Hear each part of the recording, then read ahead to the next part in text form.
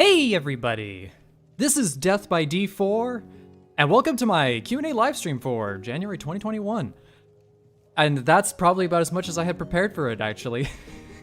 You could tell it's live.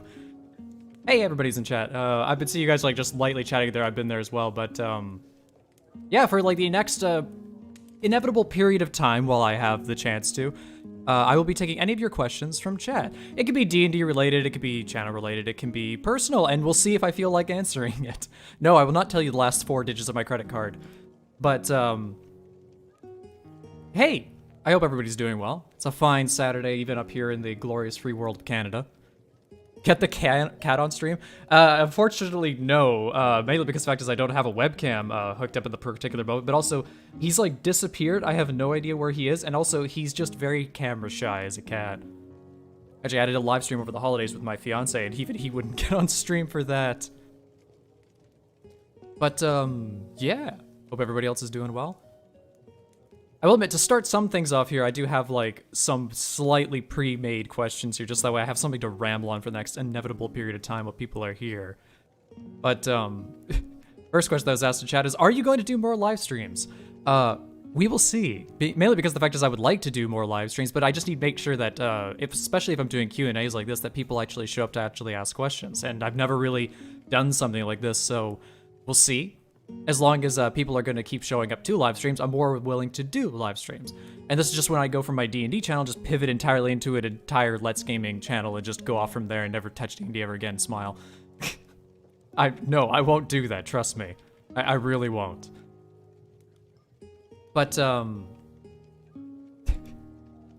I went and I found some other questions that I had been asked, like, recently that I haven't formally answered to anybody yet. Because as you guys probably have noticed, if you ask me a question in the comments of my videos, I'm very good at usually answering them. And it's mainly because I never really planned on doing this sort of format. And like, the long shot, it's like, oh man, I shot myself in the foot. There were so many questions I could have answered if I hadn't done that. But, there's one of the things here is how many D&D games have you been a part of? Not that many. If you want to exclude me running them as a DM, because I have been a dungeon master for most of my number of years of play. I have been a part of one campaign that went 3 sessions and then I got kicked out. That was my introduction to D&D, by the way. It was probably the worst experience of my life, and I probably will never tell that story. Then I had another campaign, which is the one that I made most of the stories about, where I plays Davrian, the half-elf warlock. I'm sure a lot of you guys know that. I've been that one. That one took like a better most part of a year or so, and then I've been in a few one-shots. So, I mean, excluding the campaign, I can count all my other sessions on one hand, basically. I have not played that much as a player. I don't actually think I'm that great of a player. I think I'm a much, much better DM, and if you guys think I'm a good player, then that's just, okay, well that just flows well for me then. But, let me take a look here. To do as I look through chat. My least favorite martial class. That is a question I've not actually thought about. Hold on a quick second here while I just really quickly pull up a list of the classes, just so that way I'm not forgetting one randomly. Yes, Artificer, yes, I know you exist. You were the first video I did on the channel. I've played as a barbarian. I love the barbarian. It's the same reason why I like playing as a fighter, which I have played as well. It's just a very simple, straightforward. I just like the fact that the barbarian is so beefy and monstrous, and the fighter is so versatile and very simple to use. I wouldn't say that any of the ones that touch on spellcasting like Cleric and Druid really count, even though I know that they have martial capabilities as well. Paladin, I mean, like, is basically a martial class. You just smite people. Ranger's garbage. It's true, though. I didn't really read the features of the Ranger until I did my guide video of the Ranger, and the Ranger is trash until they changed it in Tasha's. It's a lot better now. Actually, genuinely a lot better. If people didn't realize it, the changes to the Beastmaster Conclave is actually astounding. It makes it one of the best Ranger subclasses out there.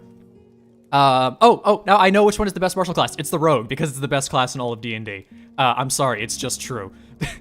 The Rogue is just the best overall. I can't help it. It's just really that way.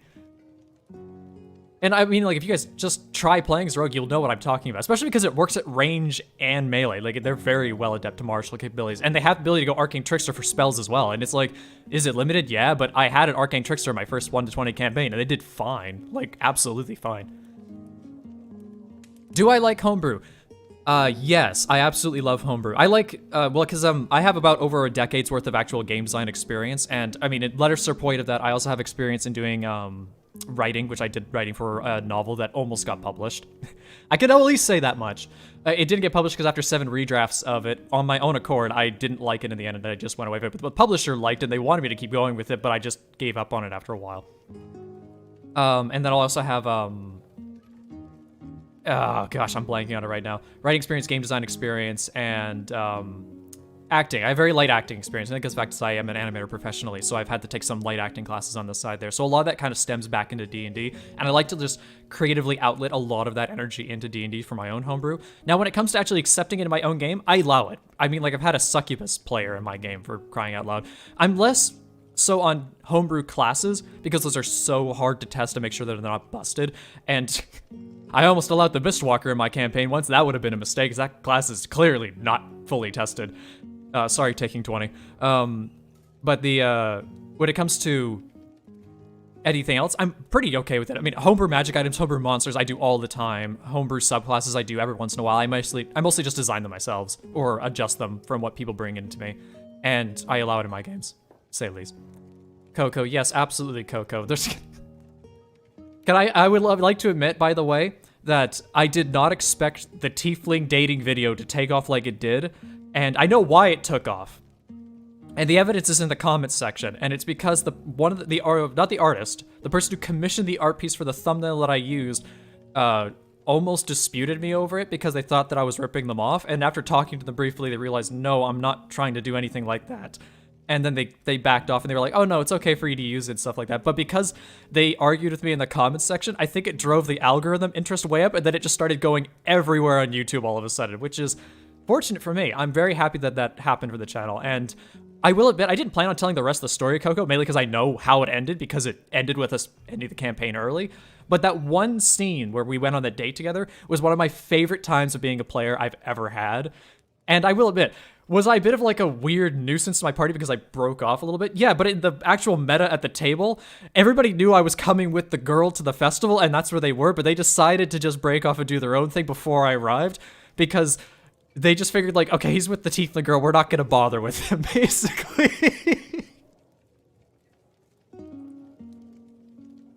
Any ideas for what's going in Candlekeep Mysteries? Absolutely none. I don't really pay attention to a lot of the campaign books as they come out. I lightly do, mainly because the fact is, like, I'm always interested in knowing which ones are the good ones, mainly because I've heard good things about, because I own Curse of Strahd. I got it gifted to me as a present.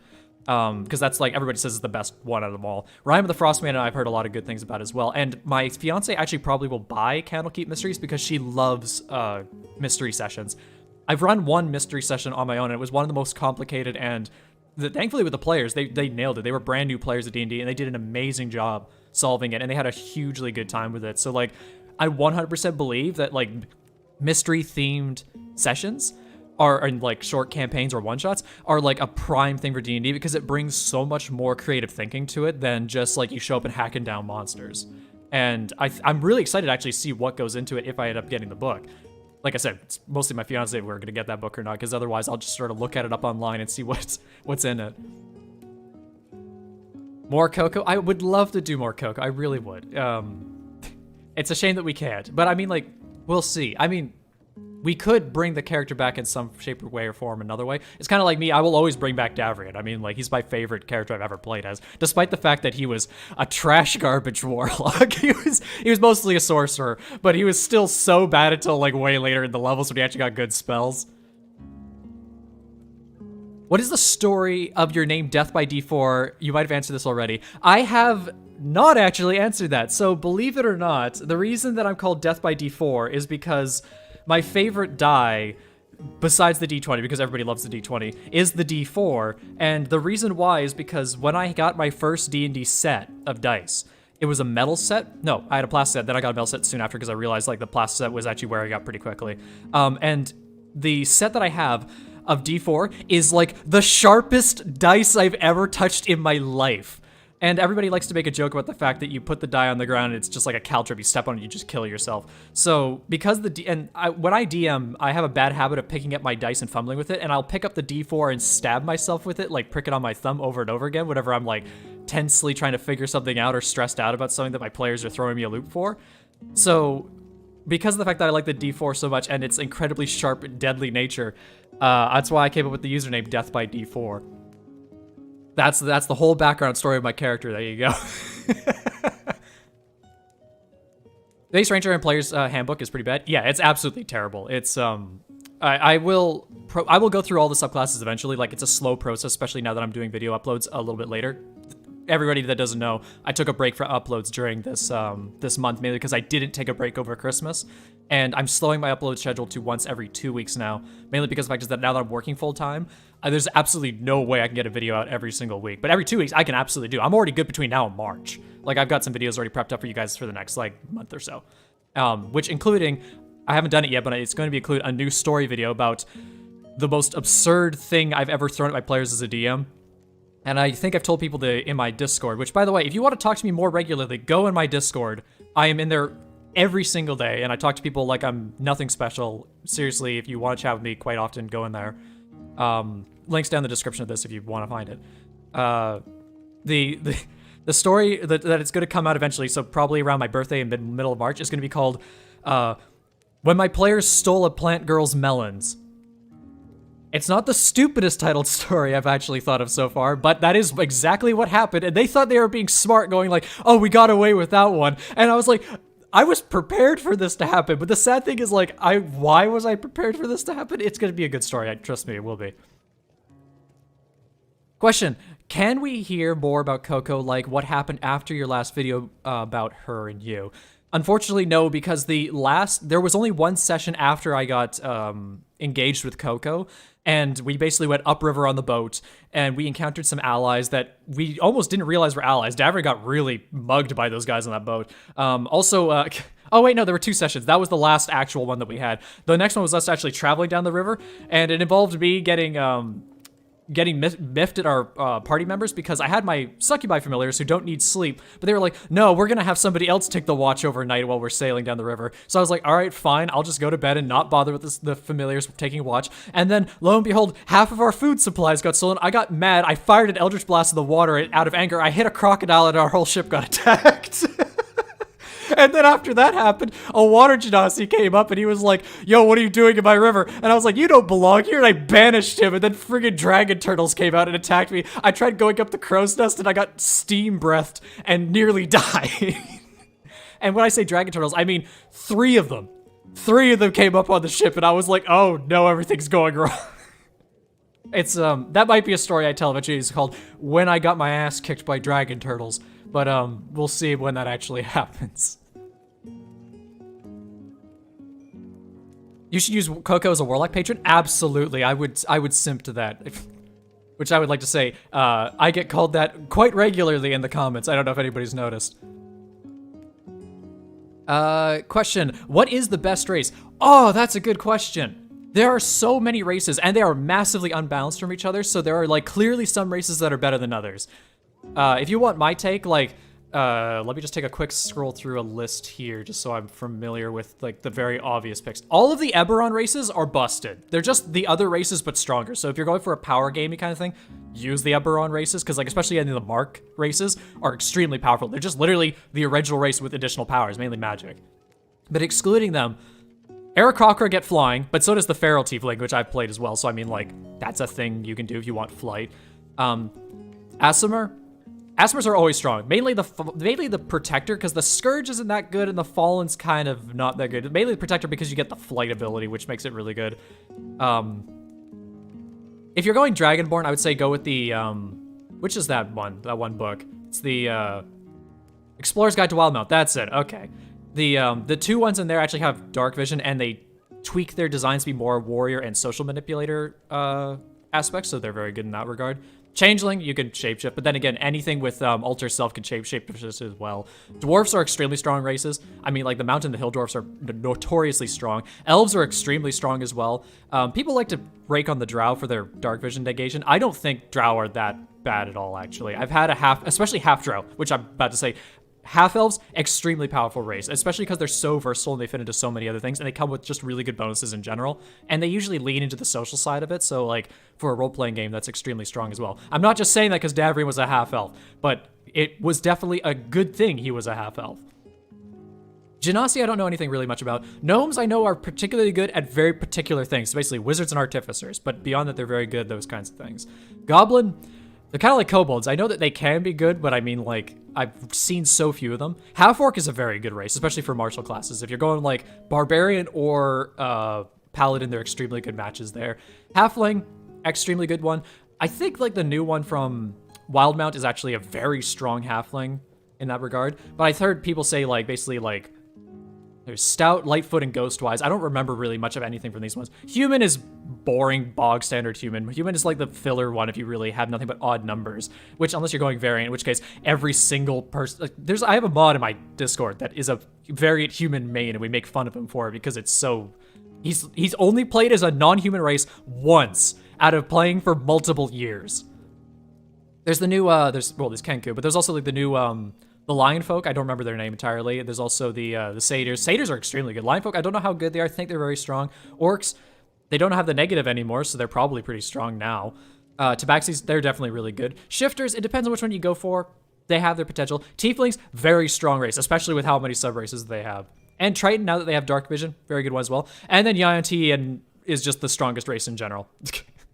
It is very true. Yuan-Ti are absolutely the strongest race overall. They come with magic resistance along with a damage immunity to a very common damage type, and just the whole thing is that they're supposed to have roleplay baggage that weighs them back because everyone's supposed to hate them, but nobody runs D&D like that. So because of that, they're way stronger than the other races because they're supposed to be oppressed and not liked by everybody, and nobody plays a game like that. What is my favorite class race combo?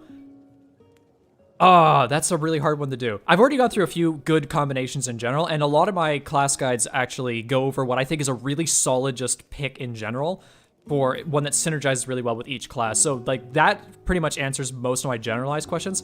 But in terms of my own personal favorite race, I will admit I am very partial towards elves, half-elves, and tieflings, which you should show the fact that I love, like, I'm an edgy guy. Like, I love, like Warhammer 40k is like the most metal stuff in the world.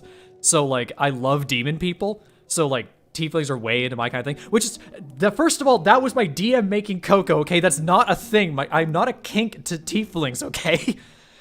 But when it comes to that kind of thing there, I love that a whole lot. I've not played as most of the races or classes I'm about to say. So I will admit, I don't know which is my favorite one to pair with it, but I will admit, I really like warlocks. I really like sorcerers. I'm not a big fan of wizards, which is weird. I like the weird gimp sorcerers as well. I like clerics. I haven't played one yet, but I want to. Same with paladins. And fighters I'm okay with. Barbarians I'm just okay with. That's when I want to play. I want to just show up and not really care. And I have not touched a bard, and I don't know if I ever will. I have played artificer. I keep forgetting about that one. I did enjoy that, but I had a really bad build, so it just didn't work. I tried to be creative with it, and it just didn't turn out that well. Question, what are you going to do, or what are you going to do a D&D session on your Discord? Or when are you going to do a D&D session on Discord? Very soon. I have the idea what I want to do for my next one-shot there. So, by the way, for people that don't know, if you're in my Discord, I run sessions for people in my Discord. You sign up and I pick you from a lot. If you're a patron supporter, you get priority seating. And because I don't have a lot of patrons right now, I allow anybody in on these sessions right now. So even if you're not a patron and you're just a Discord member, you can still try and get in on my sessions, which I've already done. I did one a few months ago. Since I took a break this month, I wasn't doing it, but I'm literally going to probably write one up in the next couple of weeks and have it organized and set up so that way around the first or second week of February is probably when I'm going to host one. And if there's enough people that are applying to it, I might run 2 sessions separately. But either way, there is one coming up within the next month, absolutely. And I'm aiming to do a session about once every 3 to 4 months. That's roughly what I want to try and do. So yeah, watch out for that one when it comes out. I'm looking forward to this one. I know roughly what I want to do, and it's because I took the idea from one of my members of my Discord who said that they'd be interested in something like that. And I was like, I could do that. And it's a very easy, toned down, kind of less story-focused session that I want to write up. But I do have a very interesting NPC that I want to give to the party that is going to be very fun to enjoy with. Any tips for new players? Any do's and don'ts? I would absolutely make a video topic on this one about just generalized stuff to try and go through, which I will a bit. Do's and don'ts are pretty easy to do. If you're a player, just what I would say the best thing you can do as a player is not only be organized and understand at least what you're responsible for, like understand the spells that you can cast and the abilities that your character has as best that you can. Like if you get a rule rating wrong, your DM will catch you for it, but just understand that when you show up, you know what abilities you can do and how to use them, at least roughly at the table. And when you show up as a player, your DM will give you story hooks. He will give you like things to interact with. Interact with those things. Because ignoring the DM is the biggest sin against them that you can possibly do, because it makes their job extremely hard. It also means that people are like, well, I want the creative choice of my player. Yes, you can do that. But the thing is, the DM knows where everything's going to begin and where it's going to end. They don't necessarily know everything in between. So go for their ending and freely mingle your way through their story, and they'll adjust their path around you. That's a sign of a good DM. They know how everything starts and everything ends, and they don't know everything in the between. And they help the players get along there. It's a collaborative storytelling effort. So if you show up and you're not going to interact with the DM, that is the most annoying thing you can possibly do as a player. And there have been a point where I've had a player say, like, hey, this is the campaign map. And they say, well, what's off the bottom south end of the map? I said, there's a world down there, but if you walk over that line, your character does not become a concern to my story. We literally cut you out of the story. Because I say, like, yes, there's a world out beyond the map, and if the story takes you off the map, I will prepare it. But if you just want to walk off my map, you get out of my session. Because you're not interacting with the story. Your character doesn't cease to exist, but to the game it does. It's just the way that I run that thing, because it's only fair. And for do's and don'ts for a DM, I will say, like, don't over-prepare, but make sure that you have at least the very beginning, and you start them off with an objective. Don't make it that way they start at a tavern and they have to figure out what to do from there. Give your players something to do. They show up to play D&D, give them something to do. Players will understand when they show up that they're doing that particular thing, and the game will just take off way easier. That's why a lot of my one-shots start with, you have been given a quest and you're arriving at the location of the quest. That's why. I don't like to give you all that meat in between or before that, because it just muddles down and just wastes everybody's time. There's lots of story to be had, just don't make it about not what the session's about. Just put them in the right session, or right in the middle of the action, and then just go from there. Hopefully that gives you a good couple of questions to answer there for that. There's a lot I could go for do's and don'ts. Let's scroll back up here.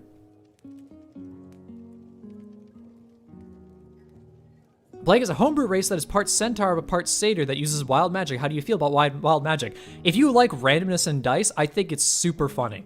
There is some great love about it, and there's something like, I like roguelikes as a genre of game, and roguelikes are extremely fun because of the fact that they're not the same thing every single time, and there's a huge variance of what could actually happen in amongst your run.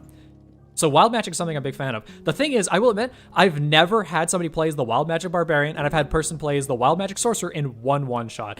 And because they were so scared of their own chaotic magic, it only got to trigger once. And it's not like anything crazy happened. I think it wasn't like, they didn't like fireball themselves, for example. It was one of the other lesser tamer ones that popped up during it. So I don't have a lot of experience with it.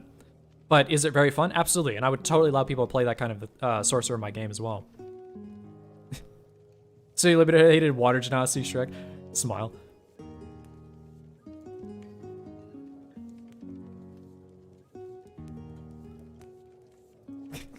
Oh god, I could definitely tell that there where people have been commenting and I've been just rambling. Question, what are your thoughts on the alert feat? The alert feat is extremely good, and I say that not just because somebody in my last 2 one-shots ago ran a character who literally put everything they could into perception. They had a passive 30 perception. You heard me. Passive 30 perception. They also couldn't roll lower than a 25. That's how high all of their bonuses were going to, because they had a magic item that gave it to them as well. But like, there was literally nothing in the game that I had that could stealth past them because they would always notice them. But alert is an extremely strong feat, and it's like, if you're playing as a character with a good wisdom score, like a ranger, especially, or a fighter that even has that kind of like markup into it, hell, even a druid, like, alert is extremely good, especially if you're like, if your DM likes to throw ambushes at you, take alert, because then you are never surprised it's just a normal combat for you. With Tasha's mechanics, you got the INT being the strongest magic resistance. Yeah, they're still going to be really strong. Magic resistance is just very, very stupidly strong, and the INT deserve to have like that, and basically nothing else.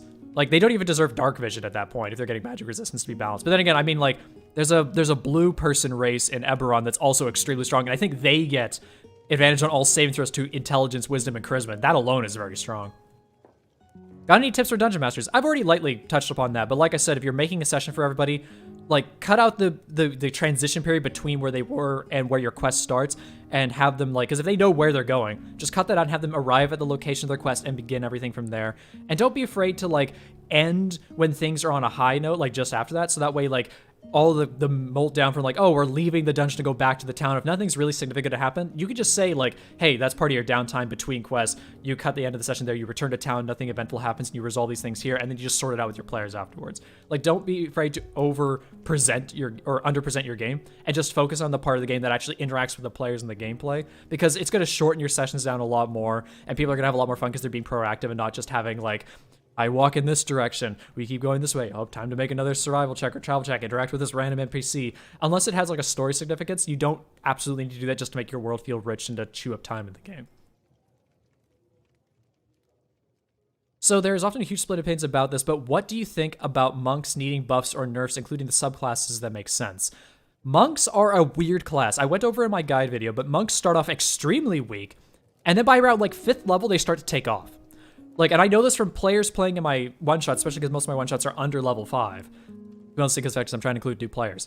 But monks struggle a lot until they get extra attack and stunning strike. And especially because their subclass abilities are not strong either, especially early on.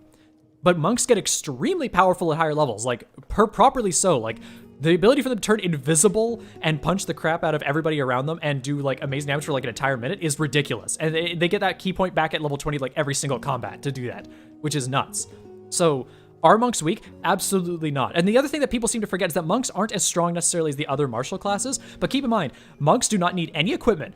After a certain level, they don't need any food. They also do not need much of any rest. It's depending on the race that you take as well. They might not need any rest at all, like a Warforged monk. So the thing is that you're trading off the need to micro your character with gold, money, and equipment to just have features granted you for free that you can already use.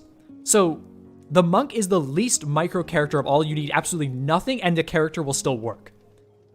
And you will probably survive most anything along the fact that it doesn't just destroy you and kill your character outright. So that's where I think the monk is actually quite strong, is that it's a very easy class to use that's complex in its features, so it gives you enough depth that way. Beyond that, its direct features, very hit or miss on the class, especially early on. Even the subclasses, I would say, in that regard. Question, I want to get into a campaign. I'm extremely introverted. Any tips about joining a group? I would say playing online is probably a lot easier than playing in person in terms of introverts. And I will admit, I sound like I talk a lot, but I'm actually a very introverted person. Like, the quarantine happened and I was fine with life because my life didn't change at all. Like, I don't need social aspects of my life really that much. And I do a lot of my socializing online or with my direct family, which live nearby me. But beyond that, I would say if you're looking for something, there's online sites you can go to find tables with random strangers. There's also Discords like mine where you can get involved in a game that way. And the other thing is that if you're introverted, and it's the same thing I do with people who want to try and practice voice acting for doing the voice of their character and such like that, is don't be afraid of being louder. Speak up, raise your voice, and be willing to basically don't shrivel up and become too quiet or be really like shy and not know what to say. Don't be afraid of embarrassing yourself. Everybody's there to have a good time. Everybody's there to have a silly time, and they're going to have a great experience regardless of all that. And if the louder you get, the more your body begins to reciprocate with that, and you might be a little bit nervous, but the thing is, the louder you are, the more confident you will be and the more comfortable you be because your body will get used to talking then. That's what I would say. Find a group. Make sure it's a group of people that are going to be very supportive of you if that's something that's important to you. And then when you're playing with them, don't be afraid of being loud. And don't be afraid of being silly. And you just really have to put yourself out there. And once you do it a few times, you'll get more comfortable with it. That's the thing with introverts, is that you really have to step out of your boundary to really stop being that way. Sort of a human behavior kind of thing. By the way, Iron Espio, oh my gosh, thank you for the donation. Love your stories, dude, especially your romance with Covalent T-Link. Thank you very much for the donation. I will admit, like those, like I said earlier in the stream, like those stories are like my experience with the Coco are some of the best time I've ever had as a player. And my DM, he knows who he is. He did an absolutely fantastic job because he even told me after the sessions he was not prepared for any of that stuff whatsoever, and he had no idea if I was going to even like what happened or not. But I was because he will admit I'm a better DM than him. I worked with him very productively to be able to tell the story and push him in the right directions to be able to make it easier for him.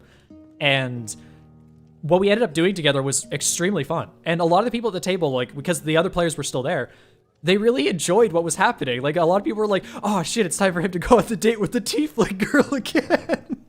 So, they genuinely enjoyed a lot of what that happened. And since we do it online, I say at the table, that's just the formality, we do it online. They just genuinely, like, just muted down and got really quiet and snuggled up and just listened to things when it happened. It was very cute. All right, now make sure I'm not missing any of the questions here.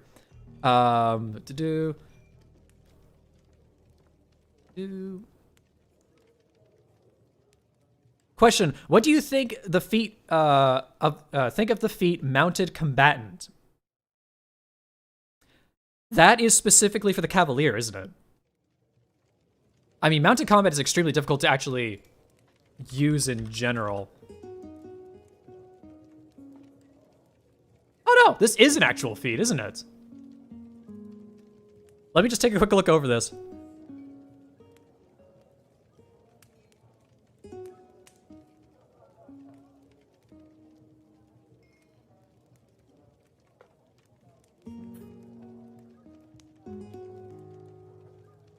Well, if you actually have the ability to mount something, I would say that's a very strong feat to actually have.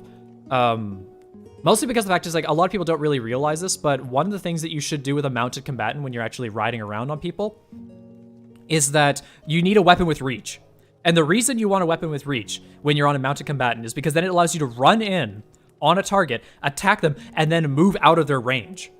And that's part of the reason why Polearm Master attacks upon approach, because you want to be able to do that with somebody and actually stop them where they are, especially if it's Polearm Sentinel. And the reason why, like, you see in most fighting in movies and other things like that, actually this is true in real life just in general, the reason why you have a reach weapon on your horse is that way you can pass people over and over again and swing at them without being able to be hit yourself. You know, besides the fact that, like, archers on horses are the scariest thing in the world when they're actually good at it. So, like, D&D works with that as well. You run up, hit the goblin, and then run away from his range. You don't get an opportunity attack because he only has a 5 foot of range. So, as long as somebody else doesn't have a 10 foot range as well, you're pretty golden on that thing. So, along with the increased movement speed, you should be using it to put distance between you and your target. So, you run in, hit them, and run back, kind of a thing. That's usually what you're going for. How do you feel about players creating magic items? I think it's fine. I have a homebrew supplement which I advertise that I'm going to be releasing eventually when it's finished, and it allows people to create their own, basically very underpowered, lesser extents of customized magic items for their own tailored uses, and people love it. And people also would like to talk to me as a DM, and they like to say, hey, I want to have a unique character that's really bonded to a specific item, and then I work with them and I create that item.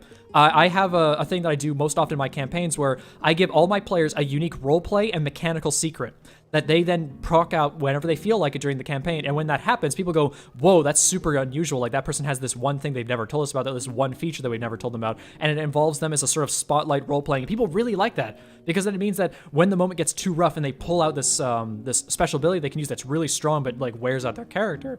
I had one where it's like a character could revive anybody for literally free, but it consume their entire Aasimar abilities and exhaust them for like 4 days. But that was incredibly nuts when they got to use it. Mine said that there was also another one where a person could literally sacrifice their hit dice and take a lot of self-damage. People summon a fiend kind of thing, so that was a fun one. So I love doing that kind of stuff with my players, and anything that makes it more enjoyable for my players, even if it makes them strong, I will scale things to make it so that way it keeps up with you. It's a little bit more work on me as a DM, but I'd rather you have a fun time as a player than me struggle as a DM, because at the end of the day, the game's really all about the players, less about the DM. Question, what is your favorite sorcerer subclass? Ah, man! These are some good questions, by the way. I love all of these things. Sorcerer is probably my favorite spellcasting, next to Warlock. I mean, like, I love Warlock for its passiveness and the fact that I just get to Eldritch Blast. People say it's an Eldritch Blast turn. I don't care. I love Eldritch Blasting people. But when it comes to sorcerers, I will admit the Aberrant Mind, even though it got, like, nerfed a lot from UA, I like it a lot. And there's the other one that I played as... Oh, which was the other one that I played as?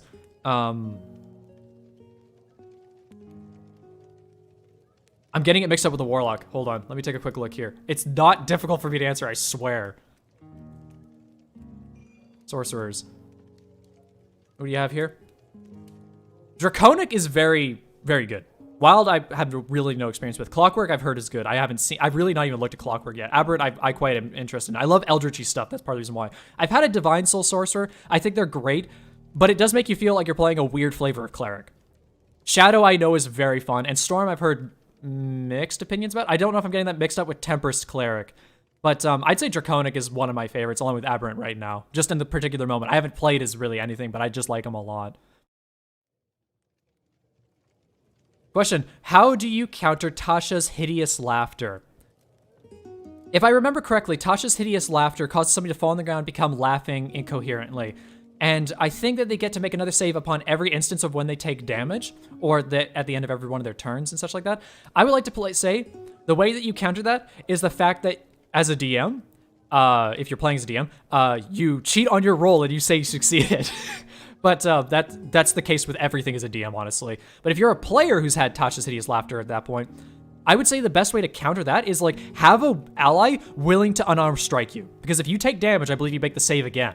So if you have a friend who's willing to shake you out of it to make it so that way, like immediately, like if you're a clutch player who needs to get your life saved, like have them literally like drag your body away or punch you and try and make you do that save again. That might be the best way of doing it. There are other spells, I believe, that remove the effects on that kind of stuff. Sort of like, I know like Dispel Magic would probably work on it, or Counterspell to stop it from happening entirely. But if you prepare those things, that's why people have Dispel Magic, is just to remove those kinds of effects on you. That's another way of doing it as well.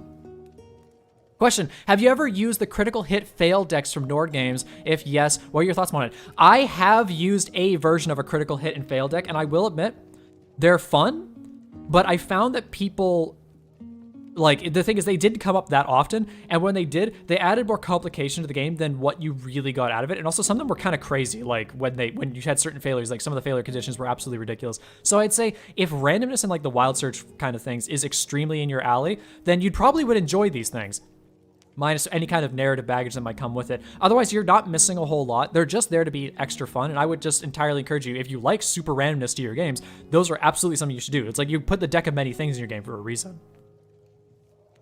Have you ever heard of a player who has interacted with an NPC so much that they fleshed out the extent that the NPC became a party member? Yes, I have heard of that. And what I like to do as a DM is that if you want to play a second character in a campaign, for what you're doing with me, if you become an ally with an NPC who is also an adventurer and something happens to your character, I will allow you to play as that NPC, because narratively it would make sense for them to become a part of the party then. So that's what I like to say to people, is like, make friends with other adventurers and have them like you, because the fact is that basically for me, they are your extra lives if you want to change characters. And I actually had a person in my last campaign that I played who was playing as this like edgy sniper ranger rogue, and he met another girl who was a very edgy ranger character as well, who was a friend of a mute monk character that was traveling alongside with her. And he was like super interested in this girl, and I built it specifically for him to be interested in it. And he was like, if something ever happened to my character, could I play as her? And I was like, yeah, absolutely. And he's like, yo, that's awesome. So that's typically what I like to do there, for involving it beyond just saying like, hey, they joined the party. I've had NPCs join the party numerous times before. I just try to downplay them so they're like sidekicks, even if they're strong. So that way they're not taking the focus away from what is the objective, being the players. Sort of like the NPC has to accomplish something in the background, you do something else, or they're there to support you. They are not like, I will tank face for you. That is not what I think a proper NPC player in a party should do, because that really takes a lot of the focus away. And the last thing any NPC should do is, it should not kill a villain. An NPC should not take that away from a player. Yeah, but like with intelligent creature, how do that does not have spells, or how do you know counterspell? Okay, so if you're talking about like that game, I would say like unarmed strike somebody again. Pull it that way. Question, is it possible to see you live when you DM your party like Critical Role, and before I get killed by a death kiss and not say so? Do not say do like Critical Role. Well, to be fair, I've had people mention to me I DM a lot like Matt Mercer, which is weird because I never watched him before. But do I live stream my sessions? I used to. There are a few of them online before I became Death by D4, but I do not live stream them now. And the reason for that is mainly because the fact is that I like to reuse my one-shots every once in a while, and I don't want everybody who's being a part of the one-shot to know what happens. That said, I did reuse a one-shot last time I did one, and I had a player who literally played that one-shot before come into this one, and he did not remember anything about it. And I was like, you have been here. You remember how this ends. How did you not remember this happens? Kind of a thing, especially because it nearly killed 2 of my players last time when it happened. But I don't stream them. I might stream them eventually. If that would require the channel getting extremely huge. And it would also require me having a very particularly good set of players, I feel, to run a show like that. Or, you know, just have your fancy D&D channels out on YouTube invite me to their games, and I would show up there in a heartbeat, because of course I would. But yeah, I don't stream them. I might in the future, but for right now I don't, and that's literally just because I want to involve as many people in my Discord as possible and get them a chance to play, and I don't want to bog them down by streaming it. Because I know some people might act differently on stream, or some people will be uncomfortable with that as well, and I want to include as many people as I can. What software are you using for streaming? I'm using just Streamlabs OBS. I used to use the original OBS, but just Streamlabs right now because it's a lot more, it's a lot easier to use, to put it lightly. It's a lot less micro to manage everything, and everything's working out pretty well. For at least the first time I'm doing it. My fiance was the one to mainly use this program. She had to show me how it worked comparatively to OBS. I was like, oh, it's just the same thing, but all the buttons are in different places, kind of a thing. When it is a good story, people tend to listen better. Yes, sorry, I thought it was a question. Tabaxi 18th level monk and then 2nd level rogue. Oh gosh, the mobile feed. Oh yeah, the Tabaxi and all the crazy speed stuff. I like to point out that a lot of people go like, oh, the Tabaxi can run so fast. And I'm like, yeah, but a druid who casts Windwalk goes most of that distance for one spell. Windwalk is insane. Have you guys not noticed? You can take the dash action. It's like one of the few things you can do, and you get a flying speed of like 300 or 600 feet. It's nuts. It's a great spell. Like, you want to ruin your DM's time? Take Windwalk and just, all right, boom, we're just there. It like gives teleport spells run for their money because you don't have the ability to go off target. Would you count a centaur as a naturally mounted combatant? I would say with a small person. The reason why is because they originally in the UA had it so centaurs could be mounted. They were considered large creatures for player races. However, because of that, centaurs could mount centaurs who could mount centaurs who could mount centaurs, and they had to stop people from doing that. As stupid as it sounds. I would say if it narratively makes sense, it'll allow your person to mount a centaur. However, understand that the centaurs that the players play as are not typically the same size as the other centaurs. They are much smaller. And it can unbalance the game by doing that. But I would say for fun, you are allowed to do it. Even though technically by the rules, you are not. Question, can I link in all things D&D story where the dude uses mountain combatant? You can share it in my Discord if you would like to. We have a channel in my Discord called #sharing, which is usually, it's mainly for throwing up like, okay, hold on. If you wanted to do a video that's not yours, put it in media. Sharing is for when you create your own stuff in my Discord and you want to share it with everybody else around there.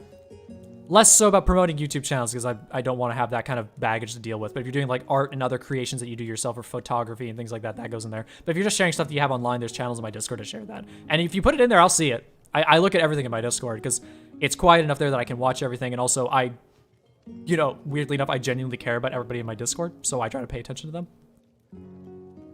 Question, how would you buff or nerf warlocks? Warlocks don't need any nerfs or buffs. I would say that the problem with the Warlock is that their early game power level is extremely low. Their consistency is there, though, with Eldritch Blast, as long as you're taking that. That's the problem, is the whole class really functions around taking Eldritch Blast, and if you don't do it, you are doing yourself a disservice. You might as well play a Sorcerer or something, because that will just work out better for you then. But if you take a Warlock, they really start to power game as they get their Arcanums, because those are the passive, like, larger spells that they get, and the more Invocations they get, those are the passive spells that they get. And so like late game Warlocks are totally fine. I've had a 15 level Warlock playing one of my campaigns and she did great. She was super strong and did totally fine. She was a little bored that she only really needed to cast Eldritch Blast, but that's besides the point. And also Warlocks are one of the most good multi-class characters that you can use from most any class in the game. They are extremely good at touching only a few levels into. They're up there with like Barbarian, Fighter, and Cleric as being some of the best multi-class characters that you can take. So, like, especially for me, I played as a Sorcerer or Warlock, like 2 levels Warlock, or is it 3 levels Warlock, and then I went Elder Rest Sorcerer. That's an extremely good character. That works out very well. So I don't think Warlocks are underpowered. They're just underpowered at lower levels, but a lot of classes are underpowered at lower levels.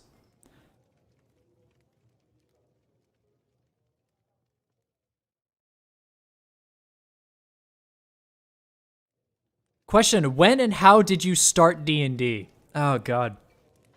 I don't want to tell this whole story because it was a very negative experience, but I had a friend who played D&D, and I told them, hey, if you ever want to invite me, because I am interested in D&D, because I said I've never really had anybody even in my area who literally ever talked about D&D. I went through all of high school and elementary school. No one ever even understood what D&D was.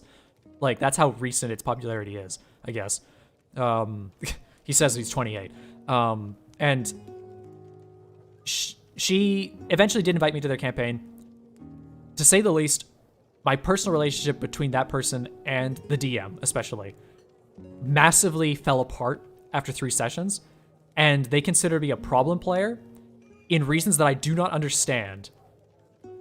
And I've never spoken to those people ever again. They kicked me out of their game, to say the least. But I mean, like, this DM, I won't shame him. But this is something that happened during the game, and this paints a picture of like what kind of DM this guy was. I was playing as a winged tiefling, and there was an instance where we had a person air player who was played by another player who was playing as a sidekick. It was a kobold that was basically stupid, who would frequently attack me for no reason, biting my tail and stuff. We had a point where we were in a trapped hallway, and we were checking slowly to make through it. We found the trap, and the cleric and I were there trying to figure out how to be able to get across it. And the kobold came up and activated the trap on purpose, which caused saw blades to swing out of the walls. And the cleric made a save and failed it. And then I said, can I pull the cleric out of the way? Because I want to not have them just die to this trap that their kobold set off. Because the kobold is too short. They got missed by the saw blades. And the DM said, yeah, sure, I'll let you do that. And I made the save. And as a result of helping save them from danger, I lost one of my wings. This DM had a reputation for, even like with flying characters, not only cutting off their wings, he would often have it where like they flew up the side of a cliff and then a gust of wind would knock them in the cliff, knock them out conscious, they would fall to their death. And to say the least, there was another player in the campaign who wanted to have a pet dinosaur. I accidentally, didn't do it on purpose, knocked out a Velociraptor, so I offered it to that party member who was ecstatic. He loved the fact he got this raptor. Something happened during a combat session, and he told his raptor to hide, and his raptor hid. And then after the combat was done, he went to look for his raptor. His raptor was nowhere to be found. Like, this DM went out of his way to stop his players from having fun sometimes because he thought it was too annoying. And he thought I was a problem player, for example, like giving a player of a lost raptor randomly. And I was like, he's told you since session 1, he wanted a pet dinosaur. I'm being nice to him. And he thought I was metagaming because I was trying to make the party stronger. I do not understand him. Anyway. I got through that. I went, wow, that was a terrible experience, but I don't want to stop playing D&D. So I said to my friends, my other friends, my real ones, I said, hey, can I run a D&D game for you guys? Do you want to give this a shot with me? Like, we're all going to be terrible at this, but you want to give it a shot? And they were like, yeah, let's give it a shot. And since then, like, that campaign went from levels 1 to 20 over the course of a year. One of the best social experiences I've ever had in my life, and I'm still going strong after multiple years of that. Like, despite that terrible experience I had as a DM, I'm still going. I don't really want to tell that whole story in detail, but like I said, that first session or campaign I played as was absolutely one of the worst things I've ever endured. There was a lot of other problems there as well, like the group changing the days on me and starting sessions without me. They literally would do that.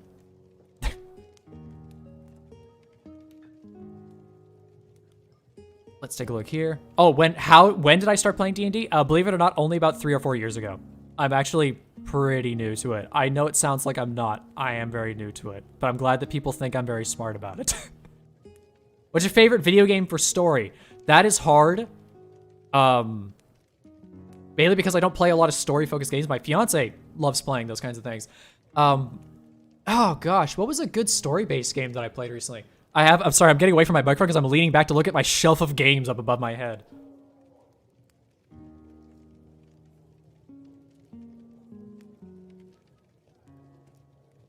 I will say, if it's not like the implied storytelling of like the Dark Souls and Bloodborne games, because I love Bloodborne, and like Hollow Knight, those kinds of things are in there with like some great lore building in the world.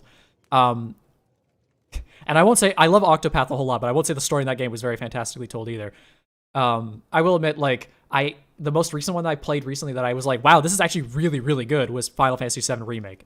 That was actually genuinely, like, I've never played Final Fantasy VII before, and then when I went back and looked at how true most of that game was and how well it expanded upon it, I was actually kind of blown away. I will pick that off the top of my head. Did not dwell on this for too long. Visual centaur on top of a centaur on top of a centaur is very funny. Infinite centaur stacks. That it's just like what I love is that it turns to like the Leaning Tower of Pisa after a little while because every centaur is sitting slightly behind the other one, so it's just like this infinite leaning line of centaurs that goes off into space. Question: have you ever heard about our goddess and savior? I'm not even gonna pronounce it. I'm sorry, I'm actually terrible pronouncing names. AA, the best goddess of Faerun. I will admit, I'm not super familiar with the Faerun goddesses. I'm only lightly familiar with them because of the ones that I really touched upon in my first campaign.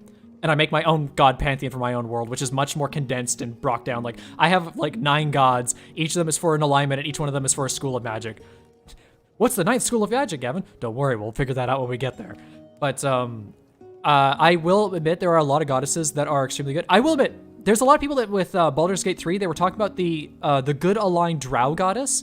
I don't know if that's the name that you actually picked out in the chat, but I've heard people say that she is like the best goddess, and I've like just unanimously, and I'm just like, okay, I have to look into her eventually, especially when I eventually play Baldur's Gate 3, because I plan to when it's out of early access, because I played Divinity 2 Original Sin. I'm almost done it after 80 hours. And that game is absolutely amazing, and the same devs are making Baldur's Gate 3, so I'm super looking forward to playing that when it's done.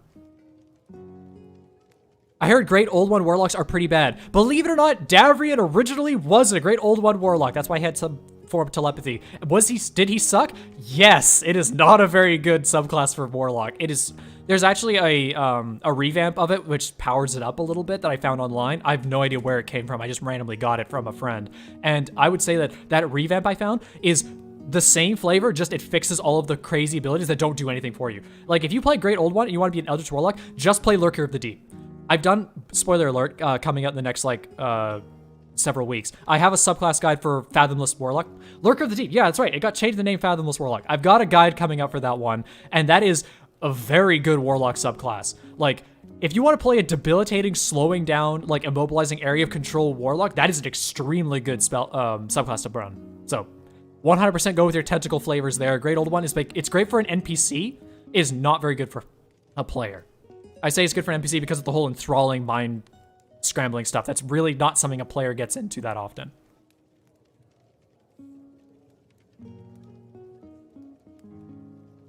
Well, best gods of the drought, top 5 of Pharaoh. Smile. Question, are you planning any sessions soon? As I mentioned before, people, I am planning a session in my Discord, which will be coming up within the sign up will go up in the next few weeks when I get a chance to write it out, and then we'll hopefully run it in the first couple of weeks of February.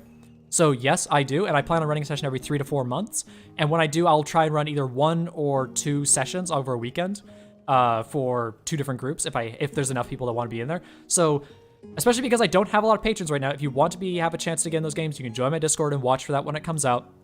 I accept literally anybody. And if you want to support me for the few dollars I ask for on Patreon, then it gives you a higher priority in the queue. So that way, if you sign up for the game and you're in one of the fewer people in the higher tiers, I will more than likely grab you because, of course, that's only fair. And yeah, just watch for that when it comes out. Okay, here I'll mention this, I guess, to anybody. If you want to hear a hint about what I'm planning for the one shop, just type smiley face in chat. Just type smiley face. If a bunch of people type smiley face, I'll tell you guys a little bit about what that one shot's going to include. What do you consider a problem player? By the way, that's the last question I have right now on this list. So if you have any more questions to ask me, feel free to start spamming me with them. A problem player is a player who goes out of his way to ignore the DM and their hooks, so they only are interested in what they want to do. And a problem player is also somebody who goes out of his way to harass another player or their character. Believe it or not, I have had problem players in my group, and I can handle them pretty easily. Mainly because of the fact that when it comes to a problem player, it's very easy to get them to go like, hey, stop it.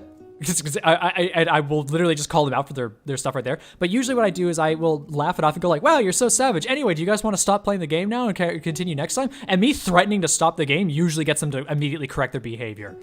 It's pretty weird how much power you can have as a DM if you want them to be. Also,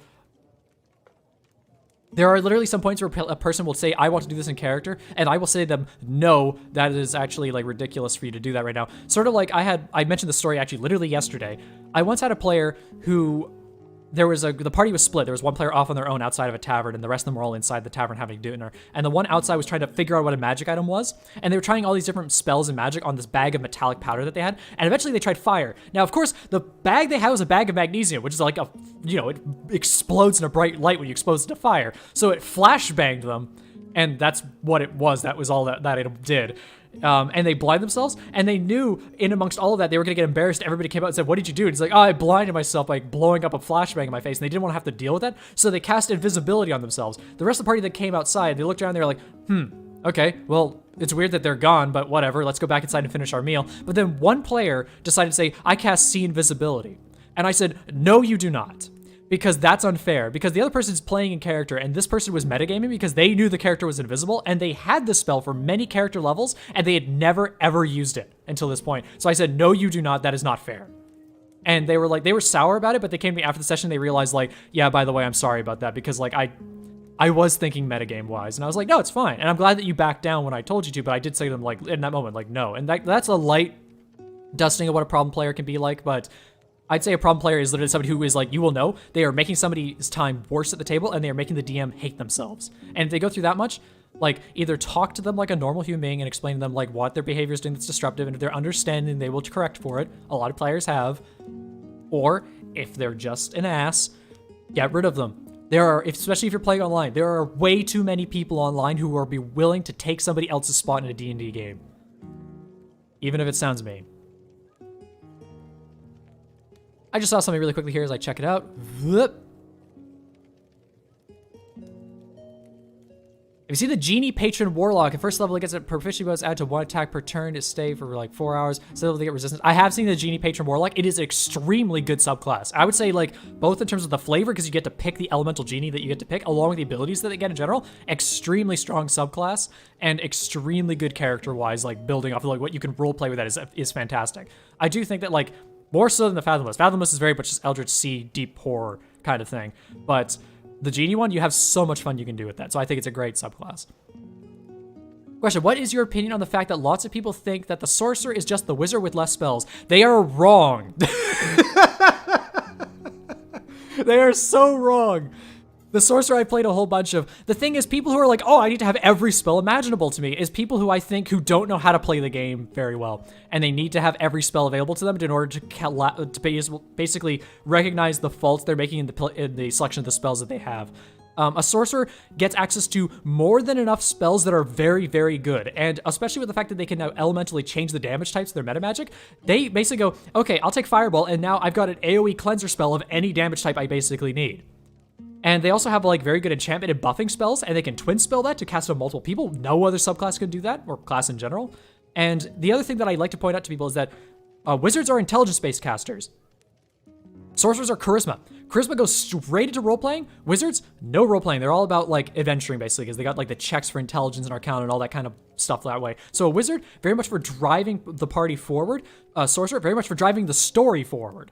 And I would say that a sorcerer is a fantastic subclass, or a fantastic class in general. The subclass is not so great. I mean, the wizard has like a million of them as well. Not all of them are great either, but I would say their applications are very different, and people trying to play a sorcerer like a wizard, that is wrong. You should be playing a wizard. Play the sorcerer like a sorcerer. Play it as a social character, and play it with a person who has a focus on using basically your meta magics to make your spellcasting more flexible. And you actually get quite a lot more flexibility out of certain things that the wizard doesn't even get access to, albeit the wizard gets better spell selection in general. So just play the class the way it's supposed to be played. Just don't play it that way. That's just an opinion of people who just are misconstrued on that. What is your least favorite die? Why are you asking me these questions? What is my least favorite die? I mean, like, I want to say it's the D12, but it's not, because I like the D12 for the Barbarian, because I love Barbarian. The D10 is the Eldritch Blast die, so I can't say that one. The D8 is like a solid martial die. I think it's the D6. I think the D6 reminds me of Monopoly too much, and I hate Monopoly. The D6 is too mainstream boring. Seriously, there are like D4 channels out there. There are like D12 channels out there. Millions of D20 channels out there. By the way, hi, Dungeoneer Pack. I know you're out there. Same with Rich. I know you guys are out there with their D20 logos. But I mean, like, who makes a D6 for their D&D logo? Like, that's the most, like... Hello, my name is Jen Eric. I'm a female human champion fighter. That, by the way, that is a character I've actually played as. Jen Eric, the champion human fighter, and she had main hero anime protagonist like, don't worry, the power of friendship will see us through this adventure. It's the stupidest character I ever tried. It was for one shot. It's okay. No, she almost died. I was about to say she might as well have died. I didn't ever want to play her ever again. Okay, yeah. By the way, I do see all the smiley faces in chat. Okay, if you want to know what I'm thinking about for the next upcoming one shot. It is going to be players are tasked with dealing with an underground cult of demon summoners and worshippers, and there's going to be an NPC who is going to be helping you along there, and I think it's going to be a very, very cute nun girl. And that's just going to be, and that's all I'm going to say about it, because there's other story elements I'm going to throw in there in the one-shot as well, but like, there you go. You get yourself a little cute nun girl and lots of demon slaying and demon worshipper slaying, basically, in there. So, look forward for that one when it comes up. Sorry, yeah, if I missed your question, just type it again and put Q, colon, or just question at the start of your question, just to make sure I don't miss it. It is hard for me to do. I am trying to speed read everything as quickly as I can, and believe it or not, I am a terrible reader. Genuinely, actually bad reader. You won't have any idea. Like, a lot of my recordings that I do, they're like 5-minute videos. They take like 25 minutes of time because of me like pausing and also having to retake takes to do things. I'm a lot better at being a live speaker, mainly. At least when I'm not talking a million miles an hour, I do that too. Question, would 3 kobolds in a trench coat count as a mounted combatant? No, but I would count that as a single character if you wanted to try that out. Like 3 kobolds in a trench coat, I would allow you guys to play that as one character. Make for a great NPC, to say the least, but mounted combatant, I don't think I would go that far because that's a little too strong. I mean, like, people would like to say, like, gnomes on dogs, basically. Like, it's the bulldogs, I believe. I don't remember the actual specific name for them. Count as mounted combatants, and they do. And they're very strong because of that, but that's besides the point. Question, have you ever seen the Genie Patron Warlock? Yeah, sorry, I've already read that one. Oh, wait, no, I already did answer that question of yours. Yes, yes, I have seen the Genie Patron Warlock. Like I said, it's an absolutely fantastic subclass for the Warlock. And it comes with amazing flavor. I love the diversity between the different elements that you can pick, and it is a very strong story-driven character, as well as the fact that mechanically speaking is very strong overall. I think it's an absolutely fantastic one. Probably the best one that came in Tasha's for the Warlock. Because Fathomless, I love it. Not great. It's still very good, but that one's better. What is the craziest thing you have allowed in a wild shot? If you mean like somebody saying, like in a moment in a game, saying, I want to do something out of context, completely random and weird, out of nowhere, I would say the finale for my 1 to 20 campaign had a crazy moment in it. To say the least, spoiler alert, smile, the end of that campaign ended with the party fighting against Malvius, the soul-stealing warlock, and he came out and he basically Ganoned them, and he transformed into this huge demon made of souls, and he had this glowing sigil on his face, and I had it so that basically he took, like, no damage to, well, basically resisted damage to everything, but if they realized that if they were able to call their shot, I told them if they were able to strike them in his face where his sigil was, he would take double damage. And people were like, yo, that's ridiculous. We have to try and hit him in the face. But, like, most people couldn't do that. So we ended up having, like, one player, like, literally claw his way up using swords on his body and nearly die because he was getting thrown into buildings and stuff like that to try and stab him in the face. But then we had our rogue and the druid team up. The druid turned into a giant eagle, picked up our rogue, flew into a tempest storm that he was, like, raging, and dropped her. And she literally fell on top of him and impaled him through the face. And it was, like, one of the last hits that killed him. So, like, I think because they had a frost blade, it like froze Malvius solid, and then he like exploded in a soul shard, basically that just exploded with swirling nexus of souls just releasing from his body in this like eruption of necrotic fire. It was very cool and a very good way to end that campaign, actually, considering all things. I was like, yeah, I'll let this happen because at this point, like, he's nearly dead and I want to see this go out with a bang. There are some other crazy wild shots I've had, like one of them that was completely rules oriented, which was like my party was stuck at the bottom of a trench, they couldn't get back up. The cleric, who was the Forge domain cleric, reforged some dude's chainmail into a chain, linked it to a crossbow bolt, and then he had a monk who was a pixie who flew up to the top of the cliff and then used deflect missile to catch the bolt so that way they could get a chain that went all the way up to the top of the cliff. That was very clever. Extremely clever impromptu grappling hook right there. I commended my players extremely well because I was like, that is very cool, actually. Do you prefer spellcasters or martial classes? Oh, I skipped a question there. Hold on a second. As a new player to D&D, how can I become a good player without being a burden to my party? I would say the best way you can be a good player is be supportive of other players' actions. If somebody makes a decision, be willing to support them in that action and help them move forward with the game. If players are not making decisions, offer your own and give them a direction to go in. So like say like, hey, let's do this. So that way you're being productive. Know your character's abilities as best that you can, so that way you're not having to look them up constantly and delay the game because you don't know what you can do. Like, for the most part, I have my items screen with all the items in my inventory just open all the time so I don't forget what my tools and items are, because a lot of people do. Same with spells list as well. And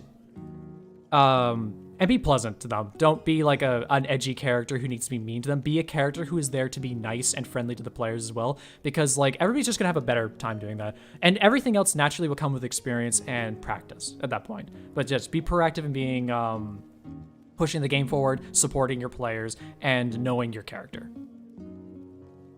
Let me see here. Do you prefer spellcasters or martial classes? I prefer spellcasters for the fact that they are far more creative in what they can actually do. They have way more options during both roleplay and during combat.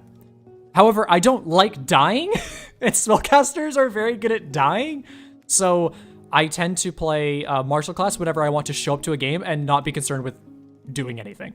Like, if I play as a barbarian, like, I will talk to people, but I'm there to reckless attack every single turn. That's mainly my job there. And I will admit, as a martial character, I do like to be the protector character who literally goes like, "Get out of the way, Mr. President," and run in with the shield and like block a blow. Like, I love doing that too. So I have my own flavors that I like to do. It's my own flavor of the week, but typically, especially because there are more spellcasters than martial characters, I will play a spellcaster, especially if I have to play a party head. I will always go like sorcerer or warlock because it's the charisma spellcaster, and I like doing that a lot. How do I tell the other party members my patron is the same one that tried to kill them last game without getting stabbed? You don't tell them until they're in such a desperate situation that killing you would be a bad idea. So what you do is like you basically hide that evil dark secret in your character until you get to the point where it's like the villain then turns around and goes like, "No, you are my thrall. Join me at my side and destroy your allies." And everybody goes, "Wait, what? You serve that person?" You're like, shrug. "Sorry guys, I gotta do what he says." And then that'll make for a great moment as well. But I would say like, yeah, don't tell them casually, or otherwise they'll be like, "Okay, slit throat and you're dead." What's your tone of DMing? Do you have a serious Grimstark style, or do you like goofy or funny tones? I like a mixed tone for my games, because the thing is, I know that my players like to have fun. And I will always give people NPCs in a world setting that allows them to have fun within it. But villains are villains. I like to make my villains very mean or very crazy and eccentric. Because I had Malvius, the soul-stealing warlock, one time, and he was like, as long as you made a deal with him and shook his hand on the deal, he took your soul. And when he took your soul and you broke that contract, as most people did, he gained complete control over your body and would allow you to transform you into a monster. That is why he was a villain. And he got really far with that. He was a very mean character. And spoiler alert, he's an alternate version of Universe Dev Davrian, thousands of years in the future. But he, to be fair, Davrian died, and that's what became of him. Sorry, so don't worry, it's not the same character. But the Malvius was a very, very vindictive person. He loved tormenting people.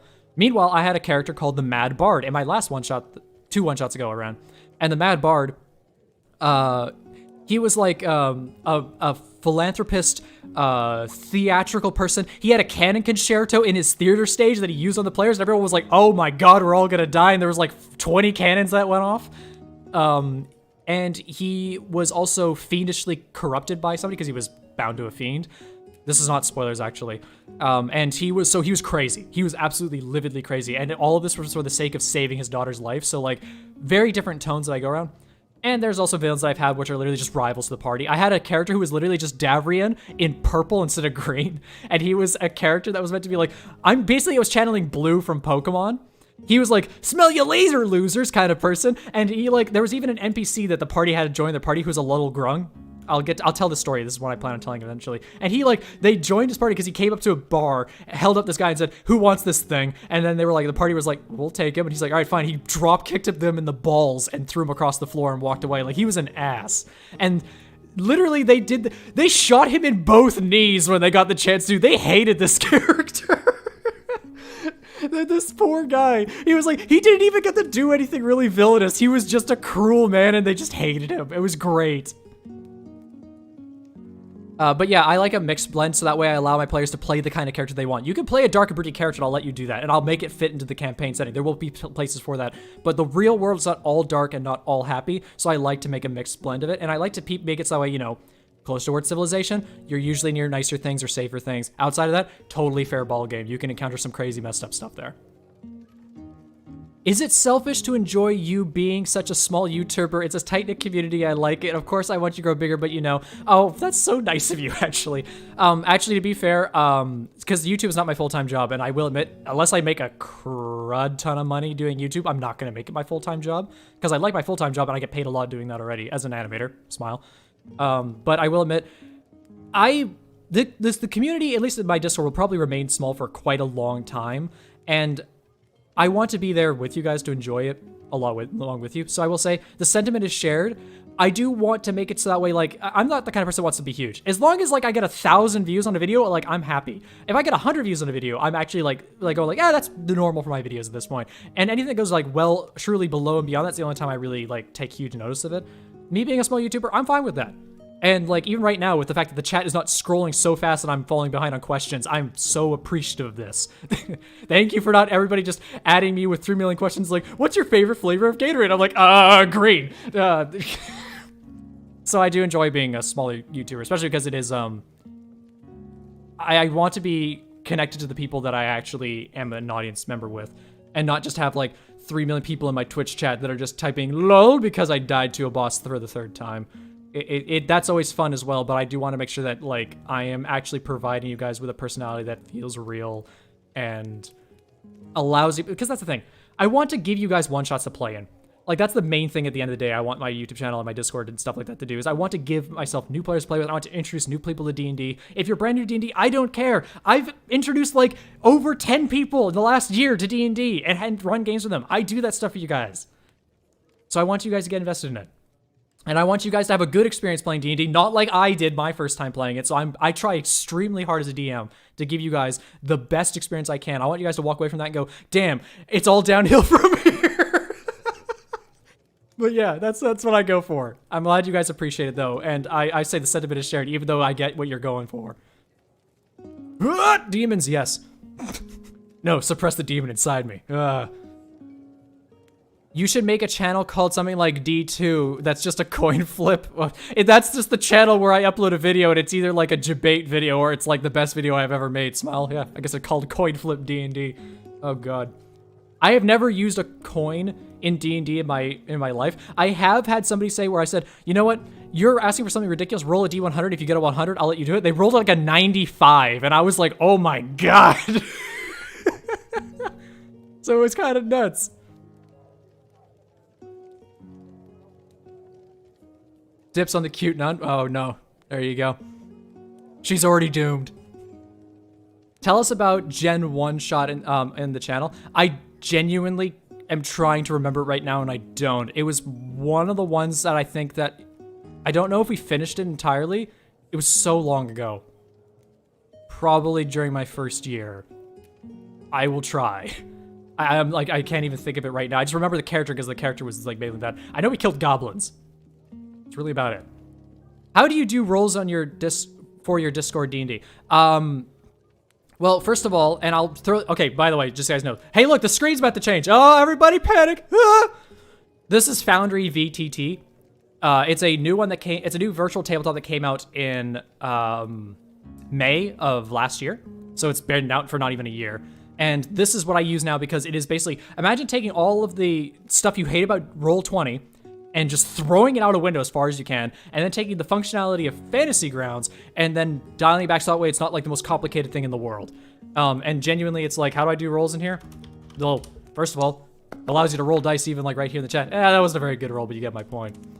But when it comes to doing stat rolls for characters, I will admit, personally, I enjoy standard array. I'm boring like that. I also have terrible luck with dice. Like, hey, everybody, let's do one right now. Typically, we do 46, keep highest 3. That's, I think, what we do here. Because that's the traditional standard for it, is just 46, keep the highest 3. I've done 3d6, and then we round up your total average, so that way it makes sure that you're not getting terrible rolls. But for the most part, people like rolling dice, and I'll just be like, yeah, just be a strong character, because this typically gets you a strong character. But to point out, like, how bad my rolls tend to be... Okay, well, they're quite... Oh my god, this is the best I've ever rolled for a character in my life. What the heck's going on right now? Oh my gosh, what? Okay, there's the 9 in there. Okay, that's probably the strongest character I've rolled in years. Wow. 16, 15, 17, 13, 16, and 9. Okay, there you go. But anyway, we're going to go back to this screen for right now. But yeah, that's typically how I do my sessions with that kind of stuff. Okay, hold on. Make sure I took my eyes off chat for a second. What is the craziest thing that you've allowed in a wild shot? I've already answered that one, I believe. Have you ever made a gay character? Yes, I have not played a gay character. I've made gay NPCs for both men and women. Now, I will say this as well. It wasn't me pandering to it as well, but the reason I do it is because it's fair, because of this as well. My first campaign I ever ran, which had like 8 or 9 players at its peak, there was people that came in and out. By the end of the game, it had only 6. And of that, I think we had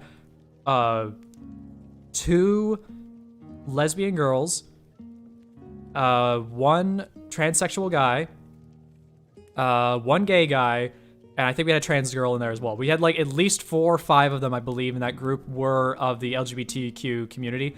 And I will admit, I had to make sure, just to make sure I was nice to them. I told them, if I refer to you by a gender, it is by your character's gender, because it was so hard to keep track of with everybody. Especially because I didn't know some of these people very well. But we had a lot of people in there, and we even had one of our characters at the end of a campaign have a lesbian relationship with an NPC. They ended up that way. They were like, hey, I really like this butch woman I met back in this town. Can I go back and spend time with her? And I was like, yeah, absolutely you can. And they had a great time with that character. So like, yeah, I've absolutely made those kinds of characters. And I'm not just going with the flamboyant character necessarily. I don't do that. I have genuinely tried to be grounded characters that are people that my players are going to like. So yes, I've done that. Not very common, mainly because the fact is like, I don't do the medieval prejudice thing where like women don't have any rights and only the men, you have to be like a white man to have any power in this world. I don't do that. That's ridiculous. I modernize that stuff. So like sexualization is equal across most boards. There are characters that are sexist and are racist in my world, but for the most part, the common ground in religious society is that all people are treated equal, all races are treated equal, unless like certain religious beliefs like impart upon that. But I make it so that way, like when you play my games, you understand that, and there aren't like just straight xenophobes unless they're like really zealous, really powerful subsects of religions that are like basically evil. But yeah, that I try to keep it more modernized because I know players are part of that community, and it's unfair for me to be like, none with the gays, get them out of my game, they have no place here. I would never do that. That would be the absolutely the meanest thing I can imagine doing to my players. Like, denying them the right to experience what they want to have as a character in their game. As long as it's not cringe. I mean, as we all know, you can have sex with a character, we fade to black. We don't talk about that. But you want to hit it up with like a bunch of girls in a whorehouse? I let your character do that. Because it's fair. We don't dwell on it. Even my DM, when I had it with Coco, just faded to black. And I was like, yeah, there we go.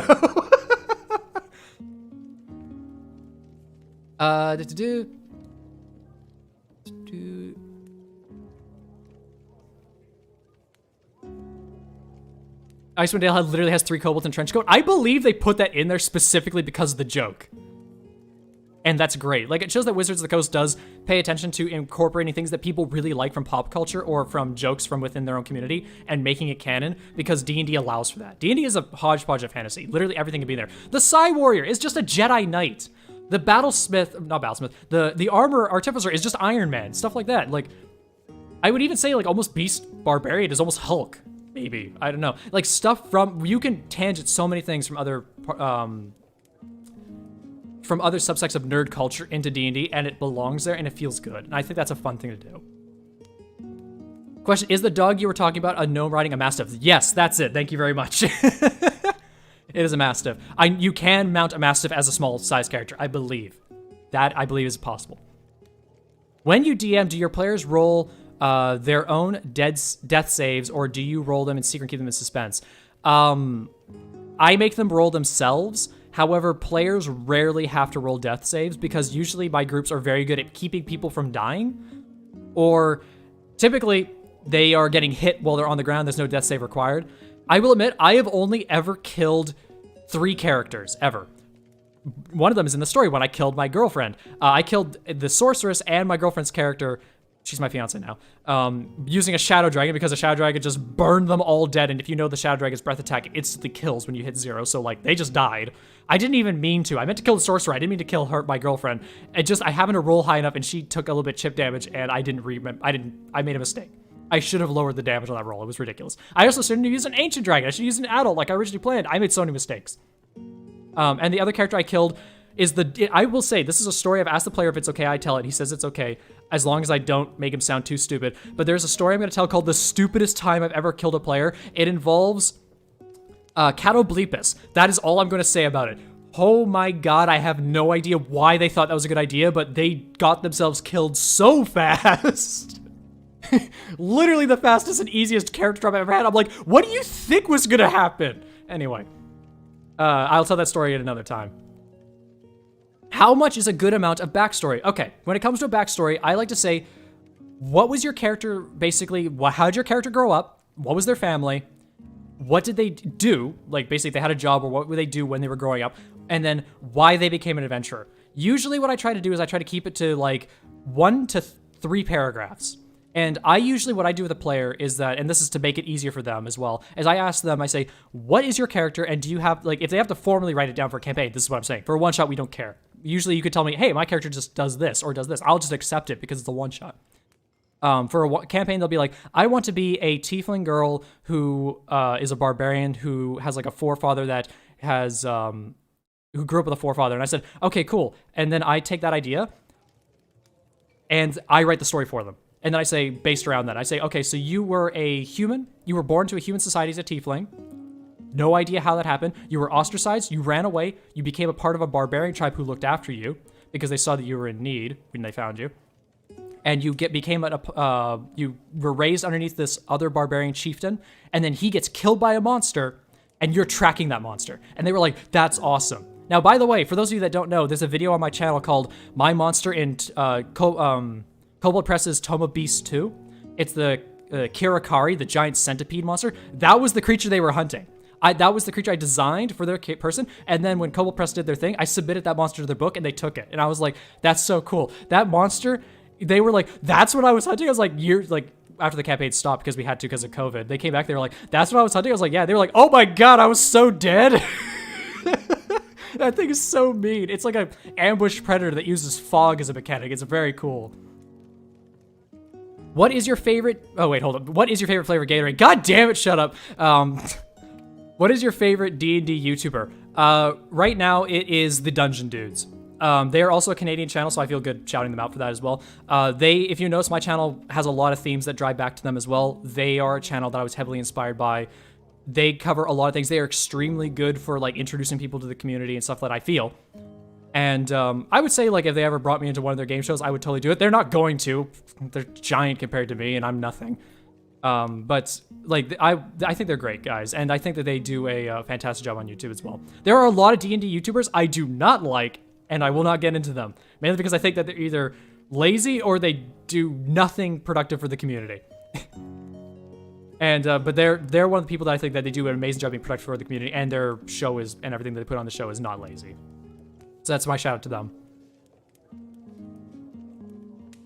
Is there an age limit that you allow for your one-shot campaigns? If you're saying for people to join my games, I've had people like when I started playing that were like 17. Preferably, I'd like you to be an adult, just for the comfort factor of it. Other than that, I mean, like, I don't suspect you're 95 and playing D&D. You could be, but I'm not gonna slate you for doing that. I mean, I'm like 28, and I have ages of players that are like in their mid-30s all the way down to like their early 20s. So like, as long as you're not 12, probably. The younger you are, the harder it gets to be to play D&D quite seriously. And once you become a senior citizen, I think you're boring. No, I'm joking. There's no age limit on my games, but I prefer you be over 18, especially if you're giving me money, because that's awkward. Don't pay me money if you're under 18. Can you create custom maps in that not Roll20 thing, also link? It is Foundry VTT. You can Google it. The maps that I create are actually in Wonderdraft, and if I'm doing a battle map, I use Dungeon Painter Studio, and I use the Forgotten Adventures tile pack. All that stuff you can find online. It's extremely popular. Go nuts with it. That is some of the best resources I can find for that kind of stuff. Like, is Wonderdraft, one paid license, one of the best map making tools out there. It's like $20 for a license. Foundry VTTV, you have to have your own server to run it. So I have my own server to run it, but it is like $20 for one license, and only the DM needs it, and everybody else just logs in through a web app. It's very easy to play, just like Roll20. And it's not $3 million like Fantasy Grounds, thank goodness. And then Dungeon Painter Studio, it's like $15, and all of the stuff that's on the Steam Workshop for it is free. So like, there's a reason I got all those tools, because they're not subscription services, because I don't play D&D enough to make a subscription service worth it, unless it was Roll20, and I was running every other week. Which, by the way, Roll20 is still plenty good for DD. I would just say the VTTV is, like, so much better. Looks amazing, Tolkien Lake. By the way, that map, I'll put it back up on screen, because I'm only just catching up to the chat now. This map I made, that was made in Wonderdraft. That is my own map. This map is actually the map for my last campaign that I ran. Is this thing capturing my mouse? Yes, it is. Okay, so you can see my mouse here. My party started here in a port town, and then they came like over towards this village that was like over here. By the way, do you like the custom ping that I have for this program as well? There's tons of mod support for this game that makes this function extremely well. I could do an entire showcase of VTTV, but I'm not going to right now. And then they had they had a person they were working for who was a dragonborn arc priest, and he had a secretary that was a half-elf girl. They were working with her to solve a prophecy that he'd found that he couldn't decipher around a ruined keep that was over here. So they went to the keep, cleared it out, and then they started living there and building it up as a base. And then they were getting taken notice of by the other people in the area because they're like, oh, this keep has like a lord in it now that's actually respectable and such like that. So they had to build relationships between the towns that were like here. There was another one down here, I believe. And there was a holy zealous group of paladins at the capital way up here. And they were going to mess their stuff up so hard they had no idea. But that was the whole campaign. And unfortunately, COVID ruined that one. So I will admit, that map took me like 3 or 4 days to smash out because I took a lot of attention to detail in that one, but you can make some great maps in that program. Absolutely fantastic. Me rolling 5 nat ones, Keck. Women have no power, lol. No, I know, I was answering that. Don't take that out of context, I swear to God. Might be a weird question, but what is your favorite stat? My favorite stat? Strength is very boring. Dexterity is massively overpowered. Constitution keeps you safe. Intelligence is actually underrated. Intelligence is underrated. There are so many skills associated with intelligence that are very applicable, extremely applicable, and most people don't get it used, and that is the reason why I think it's underrated. Wisdom is overrated, I think, because people like, so they say, oh, survival and perception, mainly perception, and I'm like, yeah, but like everything else isn't very useful in there actually. Medicine maybe, but like animal handling, like come on. Nature, very rarely. Like, I think wisdom is a bit overrated. And charisma, I think, is extremely fun. I think maybe charisma is my favorite stat. I want to say, like, dexterity is my close second, because when it's like, basically, if I'm a spellcaster, I like charisma. If I like martial, I like dexterity, unless I'm playing barbarian, in which case I'll play, or paladin, I guess. I'll go strength, because that's the only way it works. What's your favorite level 1 enemies for new parties? Probably goblins. I actually will admit I've not used kobolds very much. I have, but I have not used them as much as goblins. I like goblins because they're weird, stupid little monsters. And I had my very first campaign was just them dealing with goblins who were raiding a caravan that was transporting ale from a brewery to a town, and people were like, we need our ale, go get our ale back. So they went and like dealt with the goblins, but then like in the goblins, they were actually like in a giant cave that had a large cliffside in it. And after killing the goblins, they heard something over the edge of the cliff. And one of my players was like, what's going on over the edge of the cliff? And I was like, do you want to look? And he's like, yeah, I'll look over the edge of the cliff. And I said, okay, you do. And as you look down there, you see a pair of gleaming eyes coming from the walls in the darkness. And you need to make a constitution saving throw. And they're like, why? And I was like, just do it. And they made the save. And I said, so as you pull back, you feel your skin begin to harden and scale over with stone. And then it fragments to dust as you pull back away from it. And then literally everybody was like, oh my God, we are leaving. And there was a basilisk coming up out of the cave to kill them. They ran away. They did an amazing job using like fog cloud, caltrips, ball bearings, and prestidigitation to like throw it off course to make it so it couldn't find them right by the very end. And it was very tense. It was the first session I ever ran. It was a fantastic session. They did an amazing job. And then several sessions later, they found out that there was this goblin that was threatening the town by holding some people hostage. And apparently he was demanding that the weird druid hippie come out. And it was the ASMR druid. By the way, ASMR druid for one of my first characters. That is a never played combination. Literally, I looked at the statistics of D&D players. That is the least played combination of all of them. And they did it by accident. Good on them. But they went to that. They're like, oh, we're going to go out of town and be able to try and solve this. And they realized it was the goblin dude. He was riding the basilisk from the cave, and he had lived the encounter. They were like, how is this a thing? They had to fight it anyway. They thought it was great. But anyway, goblins I like because I just like to throw ridiculous stuff at people with goblins. You could do literally the exact same thing with kobolds. But I would say if you want to have a dragon in there, throw a dragon in there. If you want to have like a hobgoblin or an orc or an orog or something like that in there, throw it in with goblins because that pairs really well together.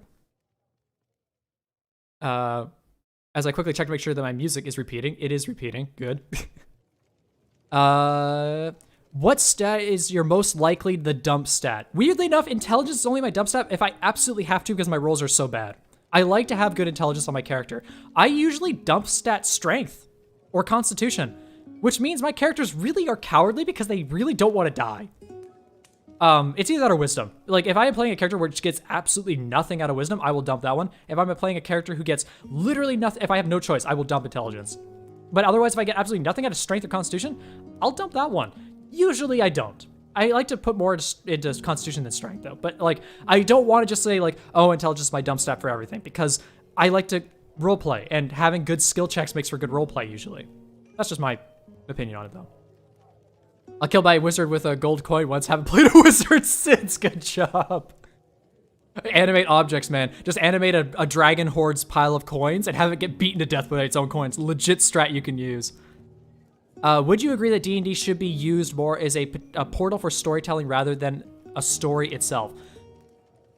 D&D is a collaborative storytelling effort. The DM controls what the general arc of the story is going to be and has the options of like what the endings could be probably laid out in advance, but they know roughly how everything starts. The players are in charge of the path that is taken there. I always say that like the reason that a railroad and a sandbox are the worst ways to play D&D. Don't railroad your players. That's boring. They need to have some influence on the game. Don't sandbox your players. They need something to do. And I've done a sandbox game. Players did not know what to do. And it really bogged down the game because of that. What you want to do is you want to give players a job or a player that or an NPC that they work for, and that is where they can go to get jobs as an outlet if they need something to do. And it's also a place where an NPC can come forward and give them something to do in case they don't have anything to do. But basically the DM needs to go like, hey, this is where the direction of the story is going to go. And the players are like, okay, how do we achieve that? And they figure it out on their own. That is the best way I think to play D&D because then it's collaborative. The DM sets up the story, the players tell how the story progresses, and the DM tells you how it ends.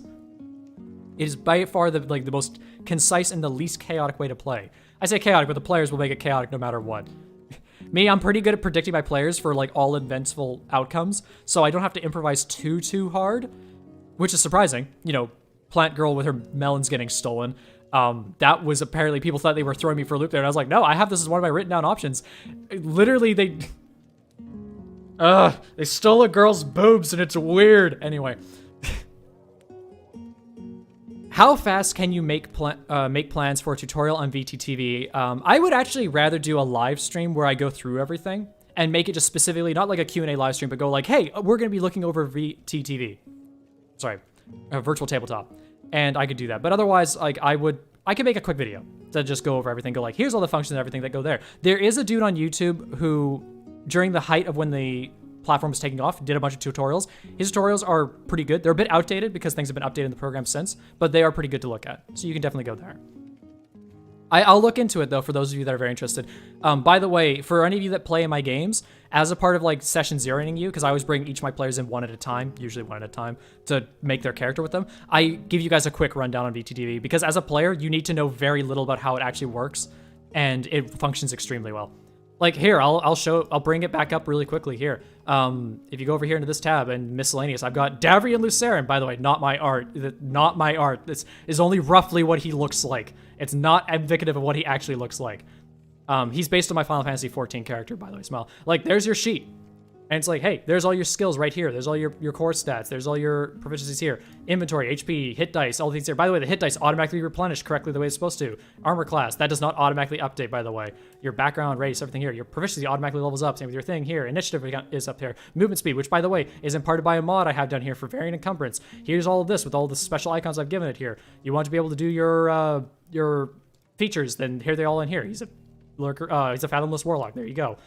Spells. Here's all your spells here. Oh yeah, you want an Eldritch Blast. Cool, there it is. You want to roll for an attack roll. Boom, it does all the automation for you. Won't automatically crit if you want it to. You have to tell it down in here, but hey, I've actually hit with that. Let's roll my Eldritch Blast damage. Damn it, it was terrible. That's besides the point. And even the effects here, there's a new system that's not fully implemented in for passive effects that automatically get assigned and affect your character sheet. This is a very, very good program, to say the least. I will try and make a thing about it eventually. Back over here. For bards, would you style their magic as elements of music? Yes, I would say, because the thing is that the spellcasting focus for a bard is their musical instrument. A musical instrument is typically how they do it, because I would say like singing and artistry counts as well. Like, you know that one character from Kirby, the artist girl from Kirby, the Crystal Shard 64? She appeared in the newest Kirby game as an optional character. I don't remember, is it Annaline or something like that? I don't remember her name. She paints things and the creatures come alive. That could be a thing. You could have a character who has like a mixing palette of paints on their thing, and they just mix the paint colors together to make a quick character, and then just, boom, magic erodes from their paints. You could have a person who sings and has like a necklace that they channel their voice through, that they put their hand on top of, because I do say you need to use a hand to use a focus. And they sing, and the music notes physically manifest as things. They sing stories about... That's why I think like the Spirits Bard? That's the Spirits Bard, right? The one that's in UA. I think that is such an absolutely cool thing because it's storytelling made into magic. I think that that's like the best way to flavor your bard is like, just don't be like wand point, shoot magic. That is not the way that bard's supposed to work. I will let you play that as in my table, but I do think that the flavor of bard does come from the fact that like art expression comes from more than just being like, I play music and seduce women. Which, by the way, like, shout out to Esper the Bard. He made a very good point of mentioning that not every bard or every artist needs to be some filthy playboy philanthropist, and they can be, but just because Scanlan did it in Critical Role doesn't mean every single person has to do it either, along with the fact that, like, you know, who's the Dandelion from Witcher 3 does it as well. Like, just the fact that it's so trope doesn't mean that that's a really good thing to actually play into. 100% the freedom of creativity should go into expressing your character in the most creative, fun ways possible, and art in all forms should be taken into consideration for a bard. Mecha-san smile. I just noticed the name. By the way, I will admit, I recognize everybody in here in my chat as subscribers to my channel because I see all of you guys when you make comments and actually subscribe to the channel. Or if you're in my Discord, it's great to see you all here. I appreciate it all a great bunch. Question.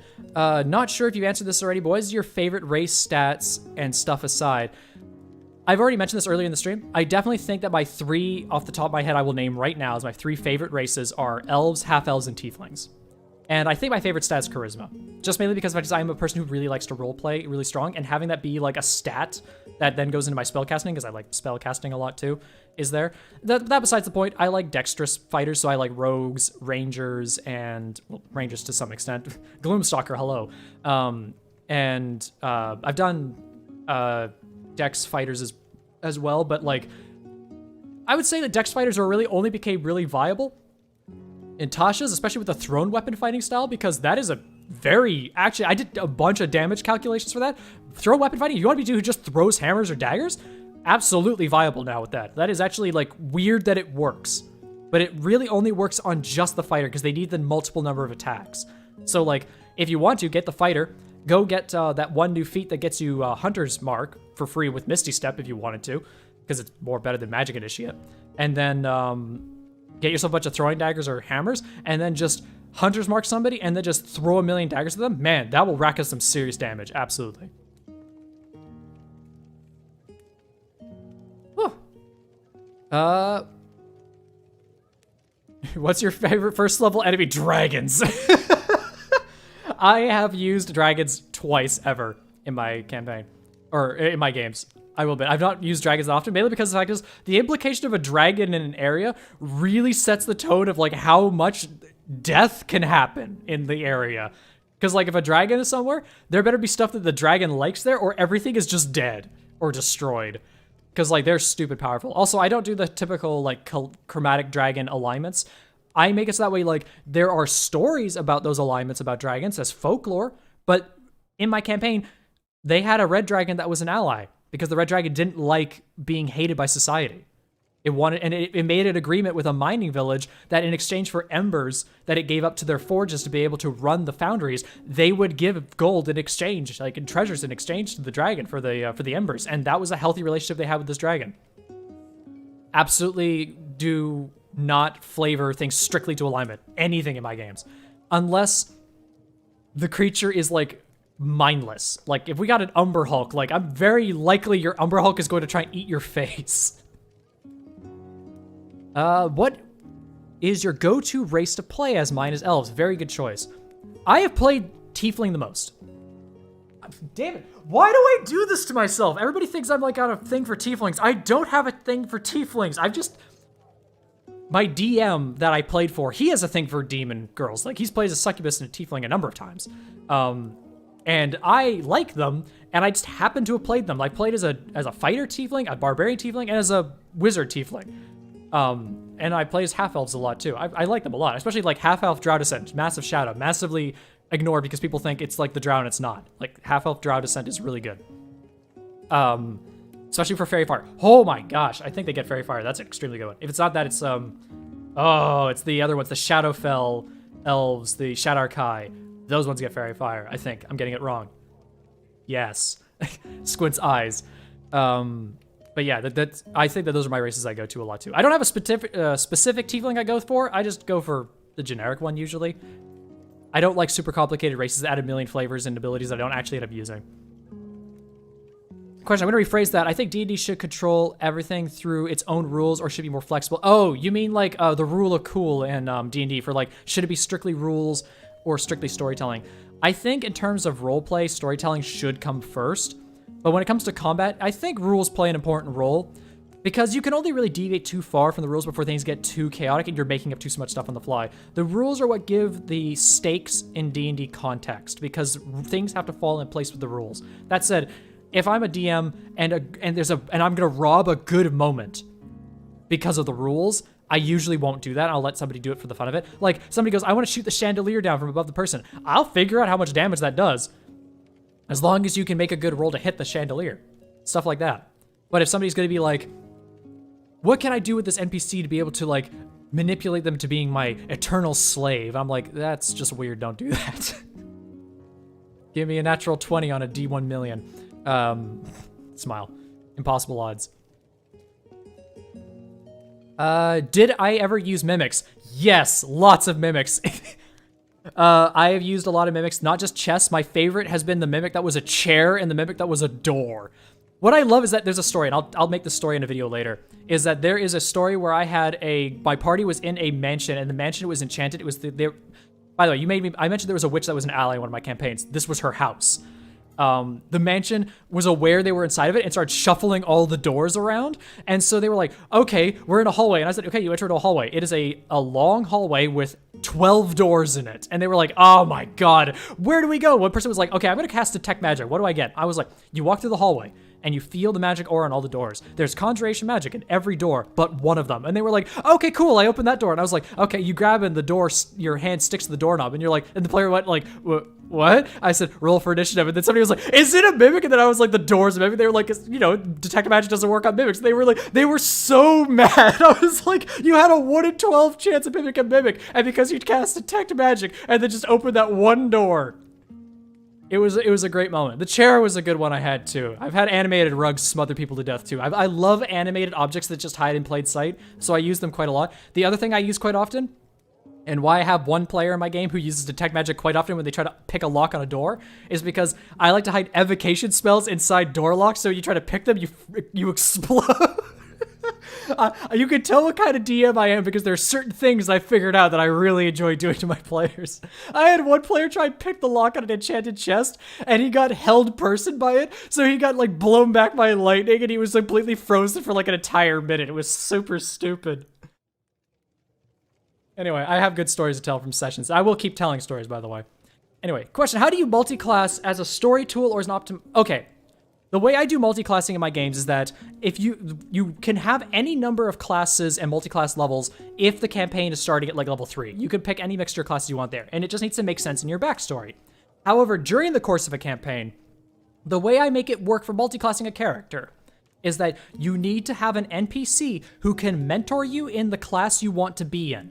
So if you are saying, like, if you're a monk, 3 levels monk, and you want to take a 4th level in ranger, I don't know why you would do this, but you could. Then you need to find a ranger who's going to be like, hey, by the way, I also level up characters when they take a long rest in a sanctuary, which is a safe area. So you can't level up in the middle of the wilderness unless you're perfectly safe or in the middle of a dungeon. I absolutely do not allow that between sessions. I also only level up between sessions, typically between quests. That's why I do it, because most of my sessions are all the entire quest in one thing, because I have long sessions. But I go, okay, you want a multi-class to a level of that? Take a long rest, but you can level up and have access to one of your characters who can be a mentor to you. Once you have a level in any class, you can level it up as many times as you like, but the first level you take a multi-class in during a campaign, explain it by having somebody teach you. This can be another player or an NPC, but that's the way I do it. And it makes a lot of good sense then for that. At least in terms of narrative, because it's like, hey, I picked up a few things from that one NPC I remember. Now I'm a ranger. Good job, monk.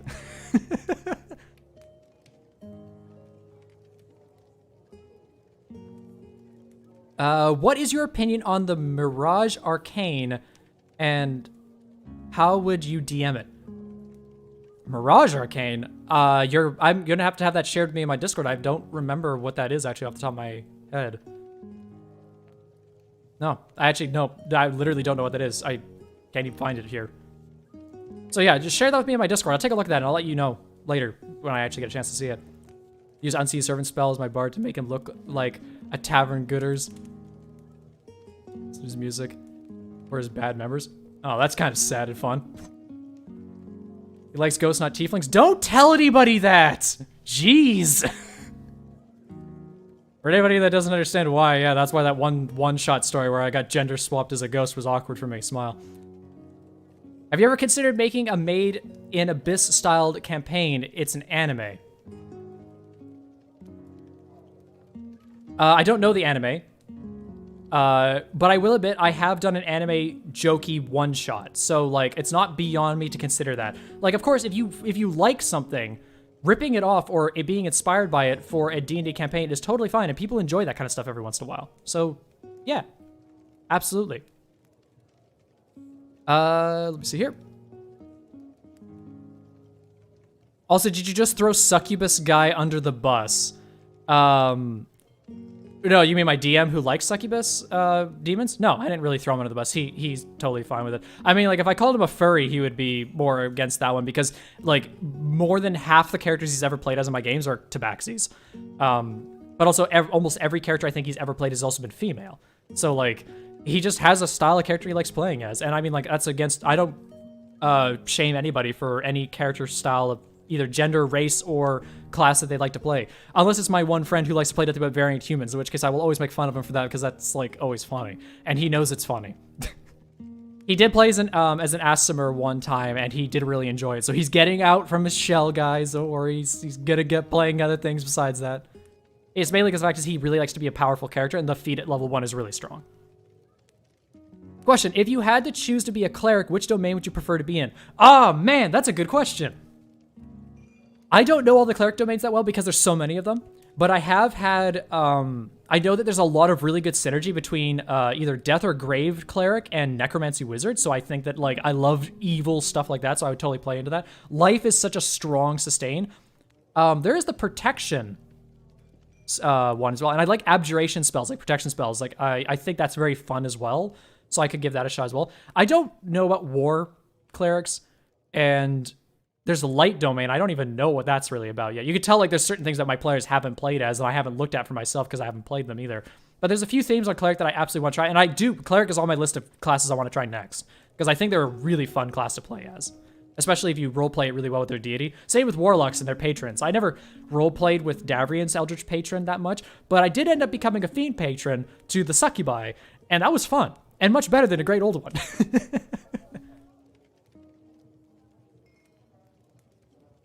Make a tiefling that has a tea shop? Absolutely get out of here. No.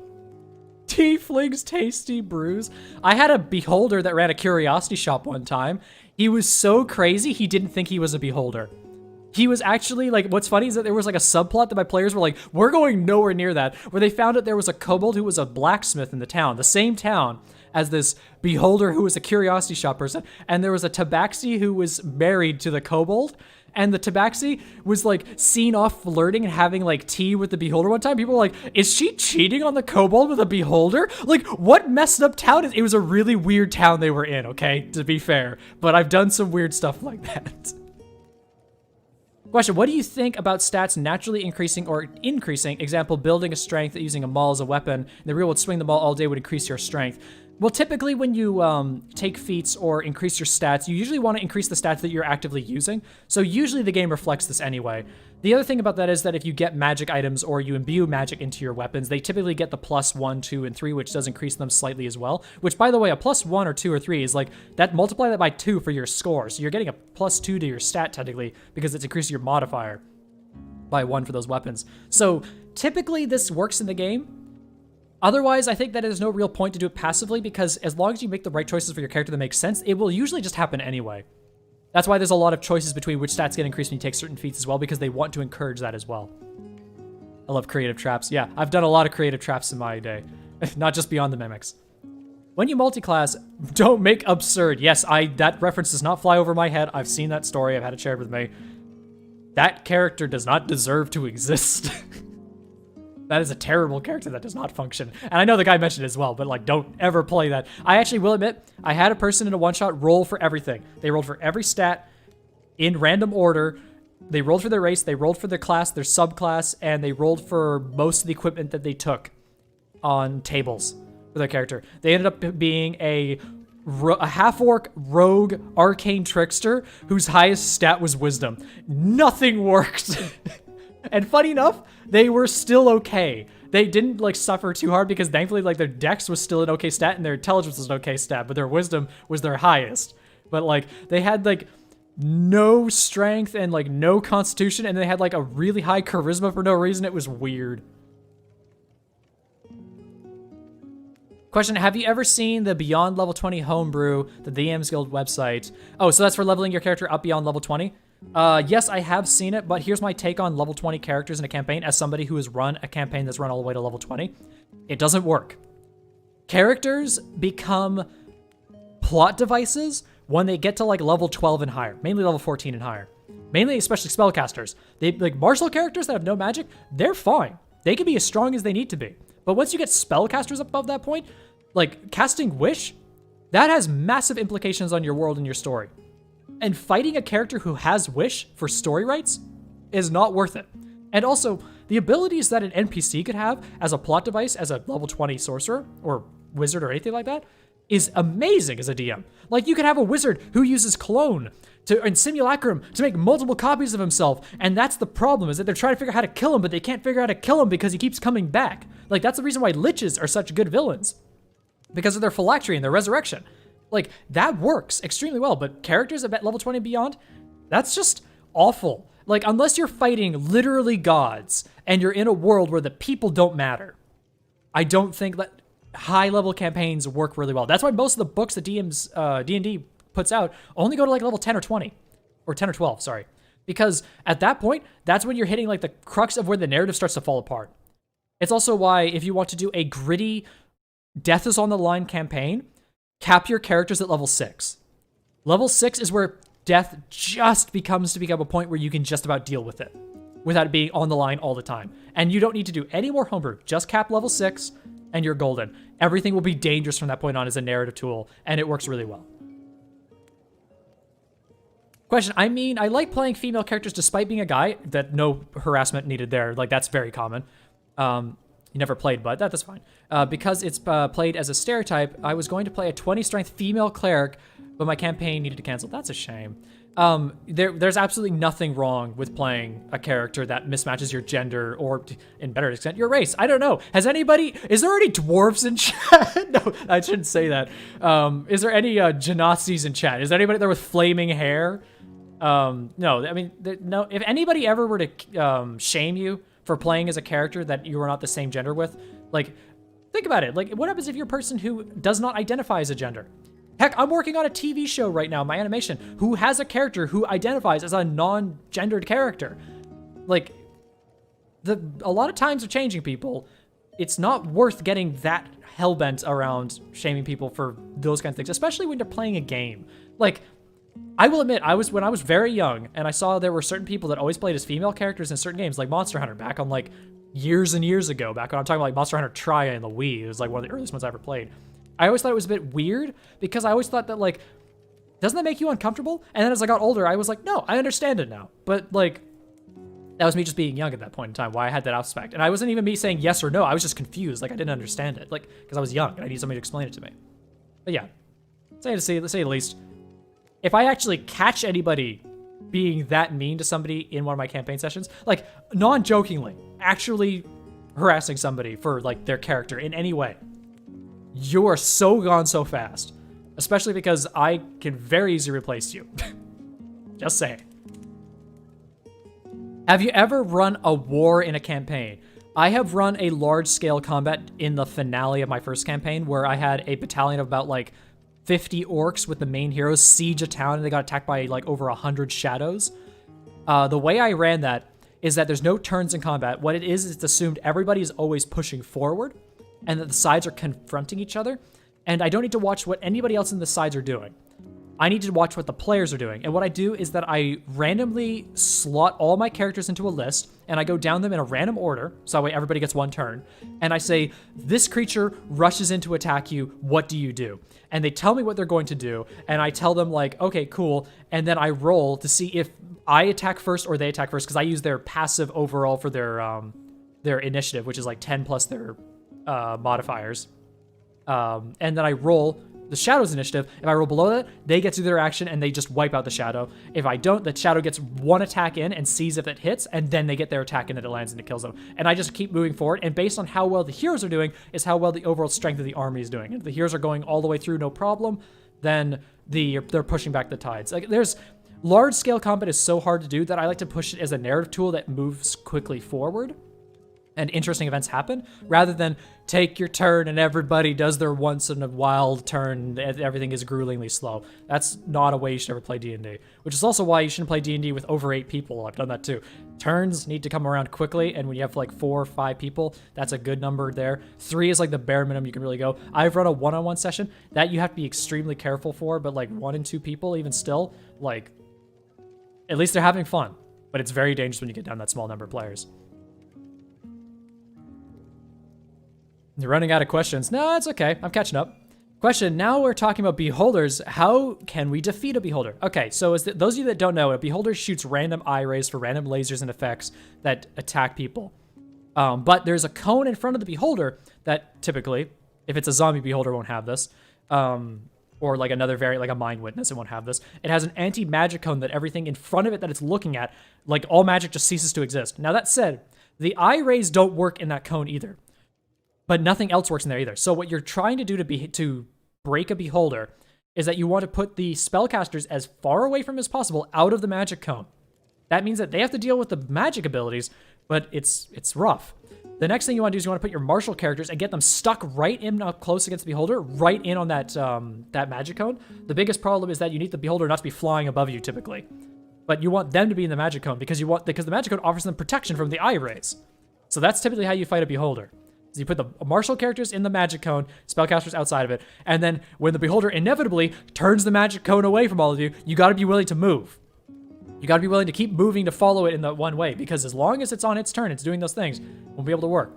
That doesn't say that the beholder can't just turn its body, then use a magic eye ray on the right people whenever it wants to and shut down the spellcasters. But at that point, don't have concentration spells going is all I'm going to say. Just pelt it until it dies, because beholders are scary.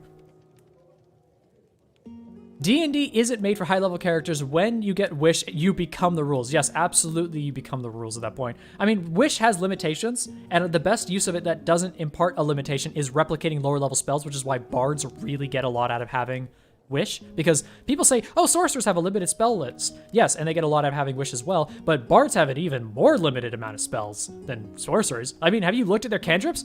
We've talked about Vicious Mockery on this channel before. I hate that cantrip. That cantrip's garbage. But, yeah, I mean, to say the least, endgame characters, you have to be at the point where the story no longer matters and you are making the story as the player. And that's kind of hard to do. Friend plays the Fire Genasi Barbarian. Nice. That's a good combination. You identify as a 1980s toaster. I would get behind that. Do you still work, or do you like char the crap out of one side of my bread, making it really awkward to eat?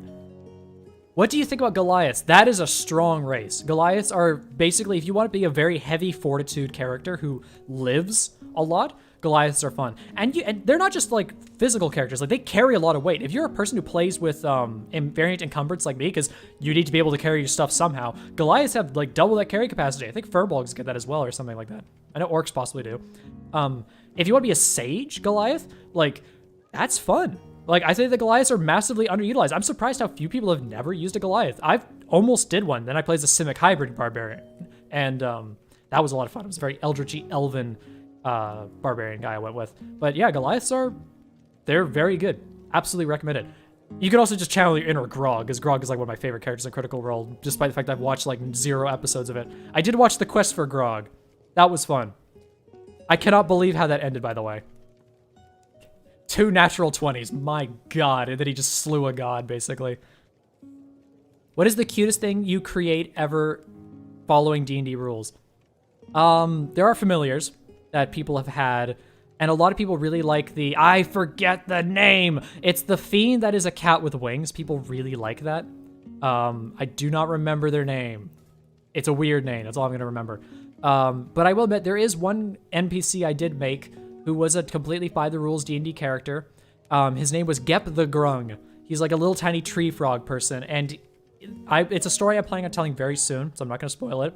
But I made my players cry with him because, my god, there was some emotional instability there. I came out, like my fiance was in that one shot, and after I was done and I got off my computer, I went to the other room with her, and she was at her computer crying in tears. And I was like, oh my god, are you okay? And she said that she was so happy that everything turned out okay for him. And I was like, no, it's okay, it's okay. Like, I didn't expect, people, like, they hated the Davrian character and, like, broke his knees, but, like, I expected them to hate Gep because he was, like, a little tiny tree frog person, but, like, they fell in love with him. He was so cute and adorable.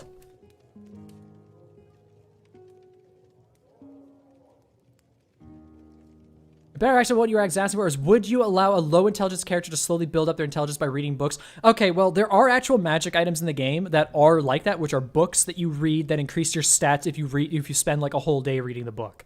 So there is like stuff like that. Other than that, I think that I would say, if you really wanted to slowly build up your character without actually investing the ability score increase into it, I would say yes, and treat it like getting optional feats. Like feats that are not outside of the ability score increase levels. Like saying like, hey, you're going to get an optional ability score increase, which is going to increase your intelligence by 1, and you get like, what's the really bad feat that everybody really hates taking?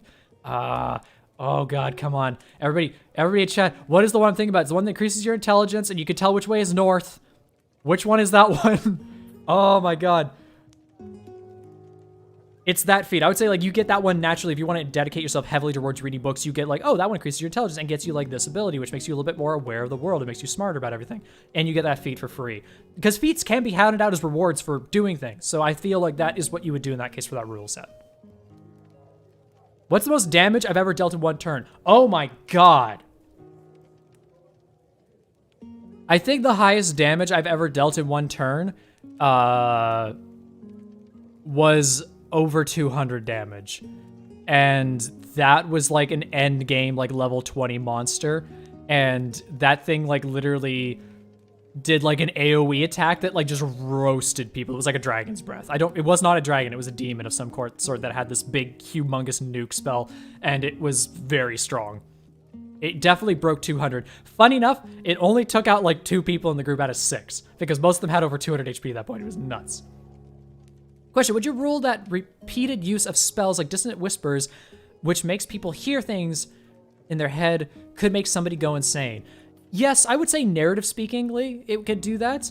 But I'm not to the point where it would cause like a detriment to like a character like being like unable to function in the middle of a battlefield, because that's implying a greater use of the power to the spell than beyond what the rules actually apply. However, like Vicious Mockery, the way I say it deals damage is that somebody insults somebody, and then they like you see the magic twinge in their eye, and then blood comes out of their nostril. Like something like physically inside of them is breaking down as a result of the magic that's being done to them. That's kind of how I imagine Dissonant Whispers that would do that. And the fact that like somebody who dies to Dissonant Whispers, I would say would be like somebody who would scream, hold their head, and like collapse on the ground, and then just go limp. So sort of like that. That's the way I would describe it. But yes and no in some regards. Don't overpower the spell in the moment, but narratively, I would totally fling it in that direction. Turn your toast into edible uranium. Pog, I'm turning green, everybody. Goliath monk once. Yes, that is a fun way to do it. We could just go full heavy fisticuffs, man. I could see that doing. A Tressum. That's it. Yeah, that's the wing cat. Thank you very much.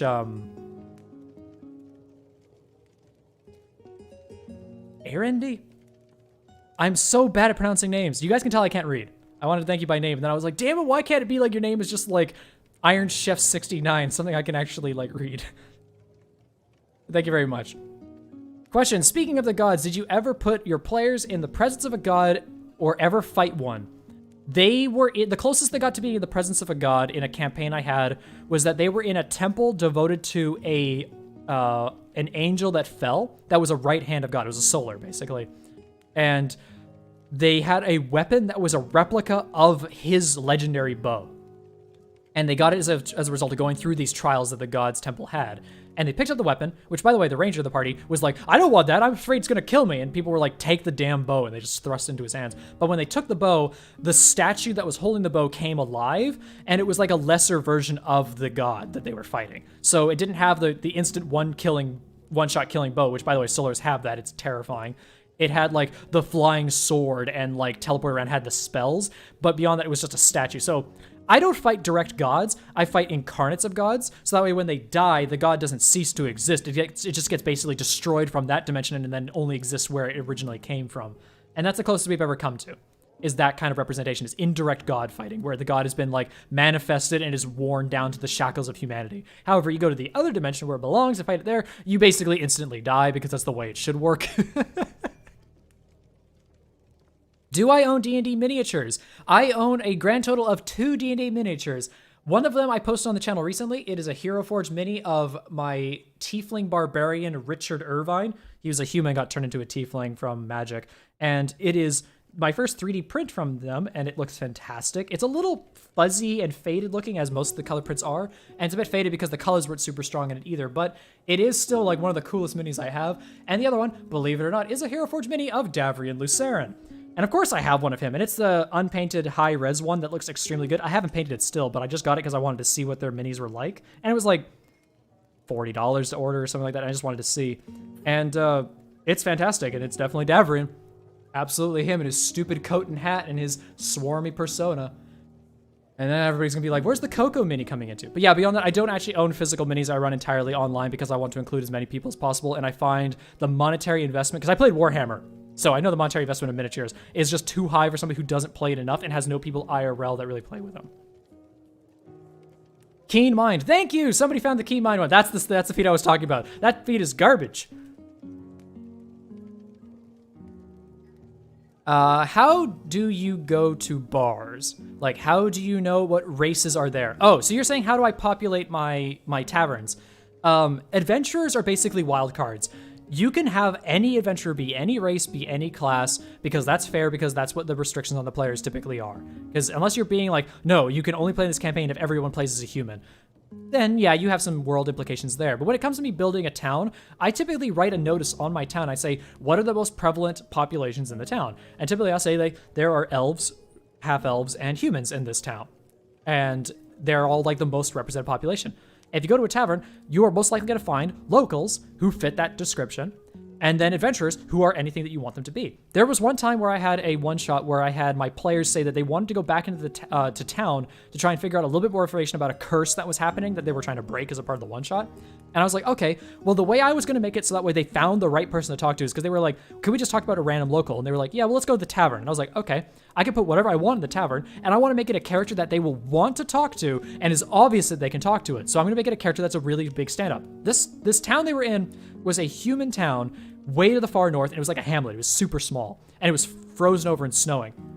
They walk in the tavern, and the first guy that catches their attention, who's sitting down having like a morning drink, is this guy who looks like McCree from Overwatch. He's a cowboy, like spaghetti western dude with like a thick, like medium length beard. And they were like, oh, we have to talk to this guy. And he was like, the way I storied him, and this is all, I made this up on the spot, was that he was there because his wife came from this town and she had just recently passed away, and he came to return her ashes. And he was just there for that one day before heading off. And they asked him what he knew about the town there. And he said that because his wife grew up, he knew about things like the curse in the town. And he told what he knew about it. And he said, like, it's like, you know, it's a pretty meager curse to say the least. As long as you keep your windows and doors boarded up, then I have to say that you're pretty safe from it all, but Lord knows that if you hear that music as it plays over the countryside, then you're probably as good as those marionettes that are now lining the streets.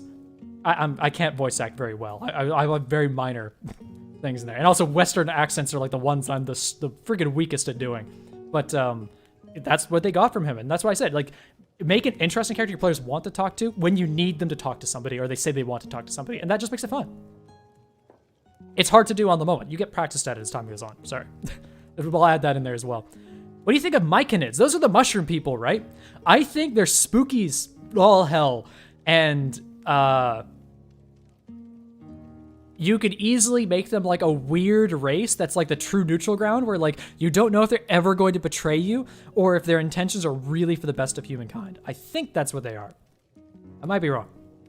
But that's how I would do it. I think they're just super creepy. Like any plant-based creature I think is super creepy, and I really want a plant-based race as much as an insectoid race for D&D.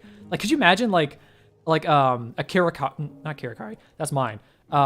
Tlinkali, the scorpion people. Could you imagine being like a partial scorpion person in D&D? Like everyone in the society would probably hate you, but that'd be really fun. You could have like a stinger tail ability. That'd be fun. Plays a centaur falconeer. A falconeer class, that sounds really fun actually. Assuming it's not like a Beastmaster Ranger, in which case like, yeah, it's still really good. A Tristram can be a familiar. Yeah, I had a player with a Tristram, or a Tressum, if that's how you pronounce it. I don't know. I always check these things usually when I do my scripting. And he had a familiar that was just that, and he called it, he had a cute name for it too. He was like a little gnome artificer wizard, and he had this little cat that he just had that was his familiar. It was very cute. Question, just in general. Can I have one just in general? If you must. By the way, Davrian is very close to my real name, one letter off. Oh, well, there you go. Now I know that the name I came up with my character isn't a completely falsified name. I will admit, I am the kind of person that uses the fantasynamegenerator.com. That's how I make up most of my names. I don't rip it straight off. I just smash the button a few times and pick a name that sounds cool and then tweak the name to make it sound like something I want it to look like. Like, Davrian Lucerian is his proper hidden name, but his real name that I made was Daedrus Eladriel, which is why Davrian Lucerian sounds like it's kind of like an anagram of that name a little bit because it starts with the same kind of letters and has the same kind of annotation to it. But I do try to use that site because I do want to make sure that certain names sound correct for the certain cultures and races that people come from. Because you could have like races that don't make sense. Like I hate tiefling traditional names like Compassion. I'm sorry, I'm making fun of that because that is a person who actually had a tiefling name. That's a 100% a real tiefling name because they're named after emotions. I think that's dumb. I think that tieflings should have far more abyssal names than that, or like normal names because they're people turned into tieflings, so stuff like that. However, you could just call yourself Darkness and be a tiefling.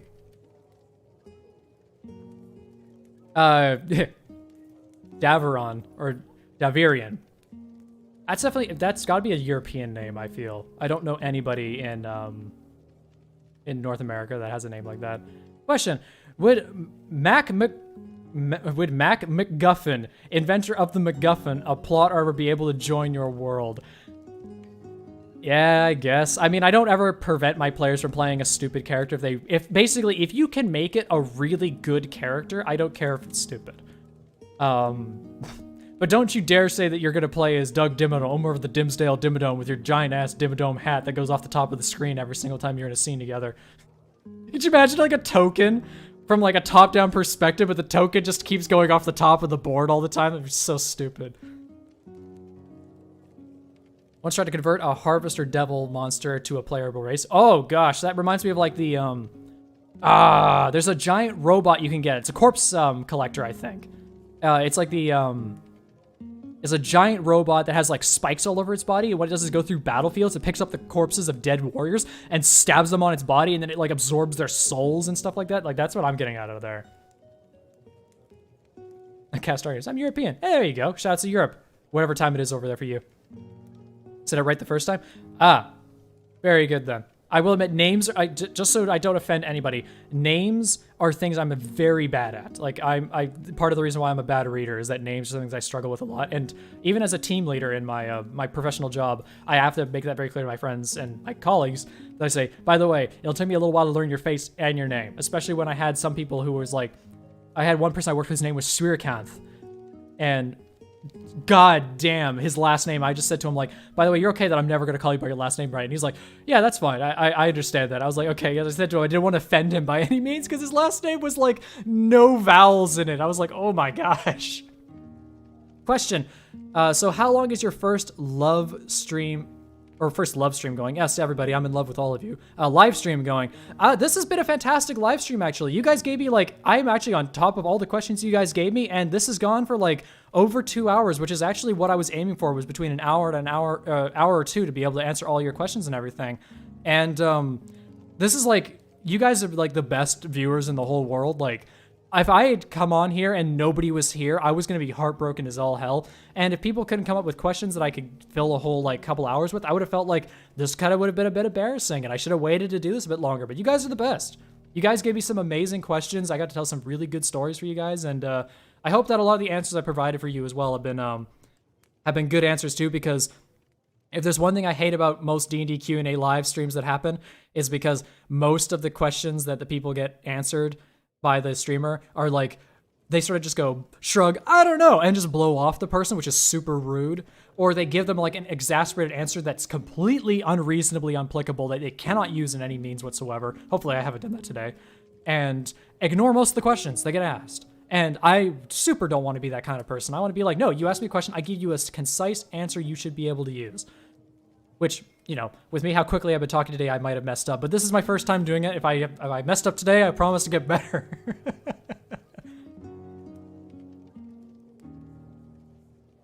Thanks so much for joining the stream, by the way, Elge.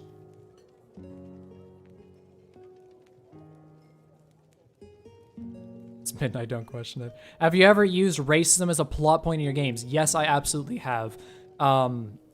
Mainly because the fact is it's a great villainary thing to move people forward with. And most of my players are not racist, so they will stand up against that sort of stuff.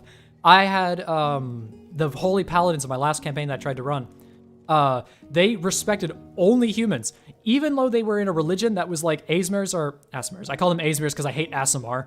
Aasimars are like revered in their thing because they're considered to be touched by the celestial beings. They were so zealous, they considered them affronts to nature and would kill them. And anybody who wasn't a human, like if you were like a bestial race, like they barely tolerated elves and dwarves. Like they enslaved dwarves, actually. I remember that now. Certain dwarves were allowed to be in the holy ranks because they were the ones that were subjugating themselves totally toward. And the ones that didn't got enslaved in the mines of Ironkeep. I think that was it. I made it. And it was like basically Ironkeep was this town that was basically a crevasse that was like this deep wedge between two surrounding mountains. And it was just this giant vertical mine town that went all the way down. And everybody in there was just enslaved by the Holy Order. They were massively racist and they were very, very cruel people. And there was a few paladins. They met one of them. There was 13 paladins in the Holy Order. One of them was nice. They met that guy. And he was like, guys, don't ever do anything that I'm going to have to kill you for because I'll have to do it. I can't stand up against my lord. He's the invincible overlord. It's like, invincible? Yeah, if the party ever fought him, the moment he gets in a battle, he casts invincibility on himself, or invulnerability. He just takes no damage, and everyone's like, oh no. He's a rough villain. I never got to deploy him, but that's what was going to happen, and he was very likely going to kill someone. I enjoy how you took time for every question. Hey, like I said, I feel like I would be an absolutely mean person if I didn't try. Like, the only questions I wouldn't ask answer would be like, you know, ones I really shouldn't answer. like I said, what are the last few digits of my credit card for? And it's like, yes, Hackermans, I've got you now. See here. Oops, you missed the stream. It's okay, you're here for the very end of it. I'm creating a half-elf genie warlock. Pog, that's gonna be a really good one. I can see it now. What do you think about the UA stuff? I think Unearthed Arcana is good to have. The one thing I will admit, though, is that a lot of the ideas that they come with from Unearthed Arcana are just fun. Like the Undead Warlock, massively necessary because the Undying one is trash. The Spirit's Bard, amazing idea. A lot of the stuff that came out from Tasha's that came through UA, like Beast Barbarian, Armor Artificer, School of Creation Bard, Fathomless Warlock, this is stretching me, Swarmkeeper Ranger, like, those are all extremely fun ideas, and the reason I think that it's a good idea to have those things is because Wizards goes like, okay, what's something very weird and different we haven't done yet? Let's do that, and then figure out how it works after that. I will admit, they kind of nerf certain aspects too hard, but I'd rather that it come out a little underpowered than be broken. Because let's face it, there are certain things that are broken in D&D, and like there's a lot of imbalance. Like no races are considered equal. Like base human is garbage, and a lot of other races are also garbage, and some of them are way too powerful. Even Aarakocra is extremely powerful, and it has nothing but flight that it can just do. And most of the classes, like Ranger's been underpowered for a long time. I think Rangers is actually totally viable now, by the way. Rangers is not a bad class after Tasha's. They did a great job fixing it. However, and I'll argue everybody with it, everybody was like, oh, but why I hate Favored Foe because it still requires concentration and I liked it better in the UA version. It's like, no. Rangers are not meant to be paladins and rogues. The reason why they're not is because they have, like, unlike rogues, they have better armor and better weapon proficiencies than them. And unlike paladins, they have range capabilities. So because of that, they have a more generalized martial adaptation. That's why they're a half-caster class to doing everything. They're almost like the more martially favored version of Bard, who's the more magically inclined version of the all-arounder. That's why they're not super strong classes, because they can do everything really well. Making them as strong as a rogue and a paladin, it'd be nuts. They'd be like one of the best classes in the game there. That's why like I fought really hard in my class features variant video to go, no, Favored Foe is not bad, it's just good for very particular things. And basically, are you using your bonus action for anything? No, then use Hunter's Mark. If you are, use that ability, because then you don't need to use your bonus action, and it just works out better for you. And as another thing that everybody likes to say, anything that recharges on a short rest, you should try and take short rests more often. And people should know that taking an hour out of your day just to rest doesn't imply anything terrible unless you're in the middle of a dungeon. Long rests are a bit unreasonable, but short rests, come on. The reason the Warlock gets a short rest recharge on its spell slots is so that way it can take a short rest after almost every combat. So that way they're going in with full spell slots. That way they don't have to be scared about using them. So yeah, use short rest more often. It's a good idea. But yeah, again, UA stuff, I actually really like a lot of the stuff that's been coming out of it. And like Tasha's and the adaptations they made out of it, I think were really good. I think certain things got nicked a little too hard, but at the same time, they're all very viable, and for me, as long as something's viable, it doesn't need to be strong. It just can't be so bad it's a detriment. Then that would be a problem. Like for me, Rangers were such a problem in my games because people love playing Rangers, and they were so bad and so underpowered. I'm so glad Tasha's came out to fix so much of it. Love the energy that you bring to this. I've made doing homework much quicker. People have told me I have a good voice for background noise, and that's why, like, I think I've had some people say back when I used to do video game streams that I was easy to fall asleep to, because especially when I streamed, it'd be like 9 at night my time until midnight, like, because I work full time. So, shrug. At least I appreciate it, as long as I'm not like. I'm sorry for anybody's ears. It's not like I'm talking like this all the time. I'm a little gnome buddy here. It's okay. Would you like me to give you a quick wrench to the nose? Oh, you're not a Warforged? Oh, sorry, you were so ugly, I thought you were one. Sorry. At least I'm not that the whole time. Would you ever let a player play as a monster using a monster stat block as a base? I have allowed it. I have to modify the race. I've done like a succubus. Some people say succubus, really strong race to play as a character. Yes, it is, but I have to make it so that way it works as a player character. So I basically nerf back the certain things, that way you get the representation of their abilities without it being the super overpowered variants. And then make it socially acceptable within the right context, so that way you're not just a blatant monster with no signs of, like, if an ogre walks into the middle of a village, people are gonna be like, oh, it's an ogre, but it's like, no, this one's underneath a collar and a chain, and he's like able to talk. He's like, me ogre man, me wants you out of my swamp. Then yeah, you can make it go along pretty well with that regard. What on earth are you smiling about? Sorry, my fiance's in the background here.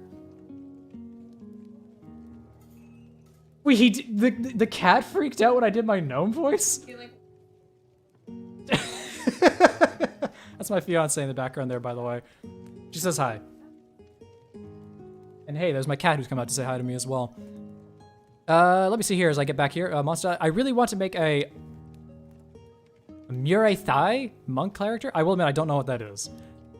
The Beast, are you playing elf so you can sleep in your container? Sorry, I will admit I have to read over these things a little bit, not out loud right now.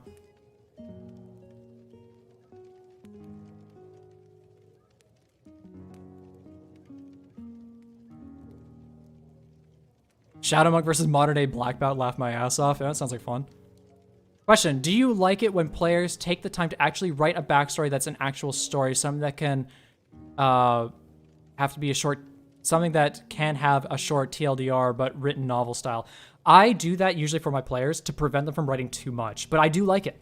And I read it and I incorporate your character's backstories in my game because I am that kind of DM and I want to make sure that if you're going to put that much effort in your character, you get that stuff out of your character because that's only fair. I literally will admit, like, I just not to bring it back up, the very first Dungeon Master I ever played for, I was playing as Richard Irvine. He wasn't a barbarian back then, he was a fighter. And he was a tiefling who was a human who got turned into a tiefling because of a weird cult that tried to sacrifice his entire village using a massive spell. And he stopped the ritual, but the magic exploded and it turned him into a tiefling.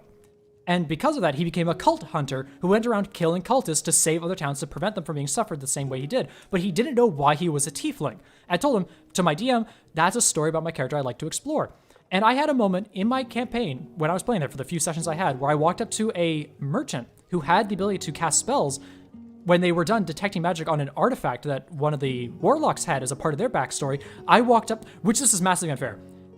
He was like, oh, I'll check out your thing. He's like, I actually have never seen something like this. It has an aura of this kind of magic off of it. I'd be careful with this artifact if I were you. It might be cursed. And the warlock was like, all right, I'll take good care of it then. And then I walked up to him and I said, hey, do you mind if I actually ask you, can you sense any flow of magic within my body? I have a feeling that I might be cursed into my demonic form that I have now. Can you check me? And my DM literally said to me, what do I say? And I said, you can just say he doesn't sense anything. And that was me being literally massively disappointed in my DM. He literally just told me, like, all that backstory that you wrote for your character, I didn't even read it.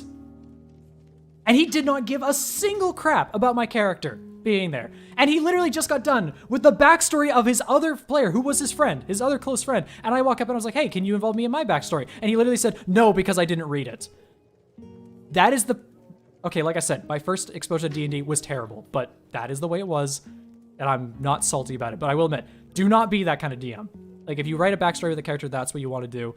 And also, if you're the kind of person that does it, I'd say 1 to 3 paragraphs, nice and short, written novel style, beautiful. I would love to have a character with that. And I have one that writes, like, a page, honestly, and I will admit, like, a page is, like, too much.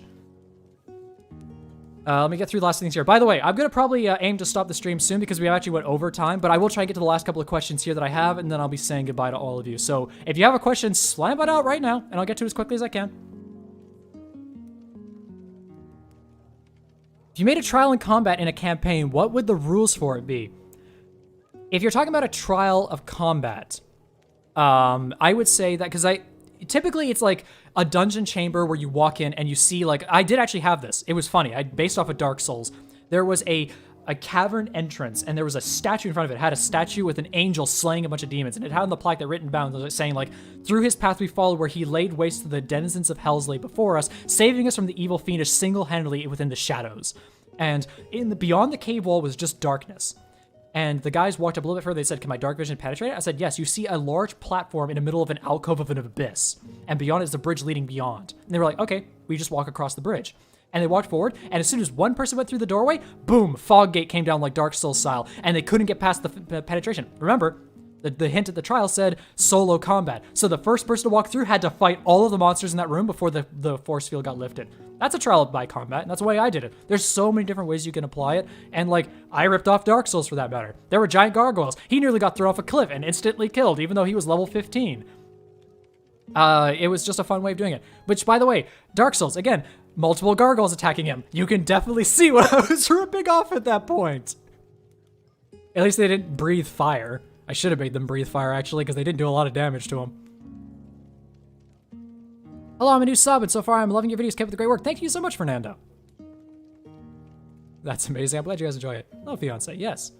Has your fiance killed one of your characters as revenge? You mean for the one time that I killed her? No, funny enough, she has played in my games. I have not played in her games yet. She has run her own campaign. It didn't finish, but she went, like, multiple months with it. So, she hasn't killed one of my characters yet.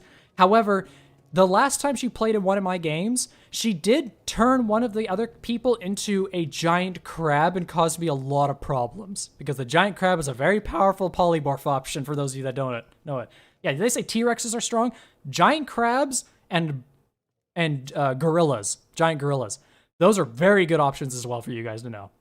That's why I hate polymorph so much. It's like, well, this guy's now a giant crab. Them. I think he restrained the boss monster with the giant crab claws. They were able to take care of all the ads and then just burn down the boss. Right, Thai is a oh, Thai, sorry. Thai martial art. It's one of this, I cannot pronounce it. Sagat and Adorn, though, does it know his characters? If not, I suggest you look up something like, I would love to look up that kind of stuff. I mean, like, I feel like the more you play into a character of a certain thing, the more research you do behind it to make sure that you're authenticating it as much as possible. Also, it's just good inspiration material. I'll definitely have to look into, like, you know, Eastern or Middle Eastern, style, fighting styles if I want to be a very, like, non-Western themed martial artist, especially because I think martial arts aren't as big in the West. I mean, like, besides like boxing and stuff like that, but we know that that kind of fighting is its own thing. I'm not salty about it, smile. Just to end it, do you plan to stream again soon, or will you warn us randomly? I will always make sure that I send out a story on YouTube. If you guys follow me on Twitter, which none of you really do, it's fine, don't worry. I'd much rather get the message on YouTube anyway.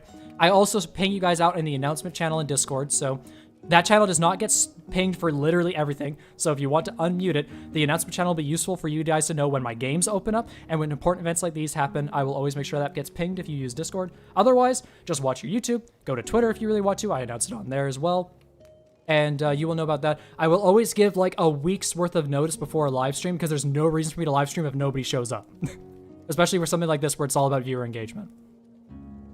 Well, the stream is going to end. I can't wait for your next live stream. Hey, thank you guys so much. And I think that's actually where we should probably end it all off for here today. Hey, that was like a 2.5 hour live stream, and I think that went extremely well for all of you guys. And again, I'll just scroll back up here because I remembered it happened at some point here. All right, Espio, then thanks again so much for the donation as well, because I mean, like, the fact that I got anything from this stream is actually fantastic. And for those of you that were here throughout the entire stream, thank you guys all so much. I hope to see you guys again soon. And again, reminder that I am going to be trying to start up one of my one-shots for my Discord channel, so if you want to be a part of that, either a patron or not, go ahead in my Discord channel. You'll see when it comes up, and hopefully you have a chance to get selected. If there's a lot of people, then, you know, the chances will be low, but get your name in there, because I will pick them at random. And, yeah. I should just wait 15 minutes so I could go for 3 hours. No. I refuse. Technically, we had the 15-minute countdown timer anyway, so it's not like it formally started at that point anyway. But yeah. Thank you guys all so much for hanging out with me today. And, oh, videos are returning first week of February. That's where they're scheduled to start. You will see an announcement on the YouTube channel as well, so you'll start to see some stuff. I got some Tasha's coverage lined up for the first couple of videos. Then we've got a subclass guide, and then I'm going to be going into another story video heading into March. So, definitely some fun stuff to watch out for. But other than that, we're going back through all the subclass guides and stories and some other occasional fun videos there. So, yeah. Thank you guys all so much for watching. I'll see you all in the next stream and video, whatever it happens to be. See ya.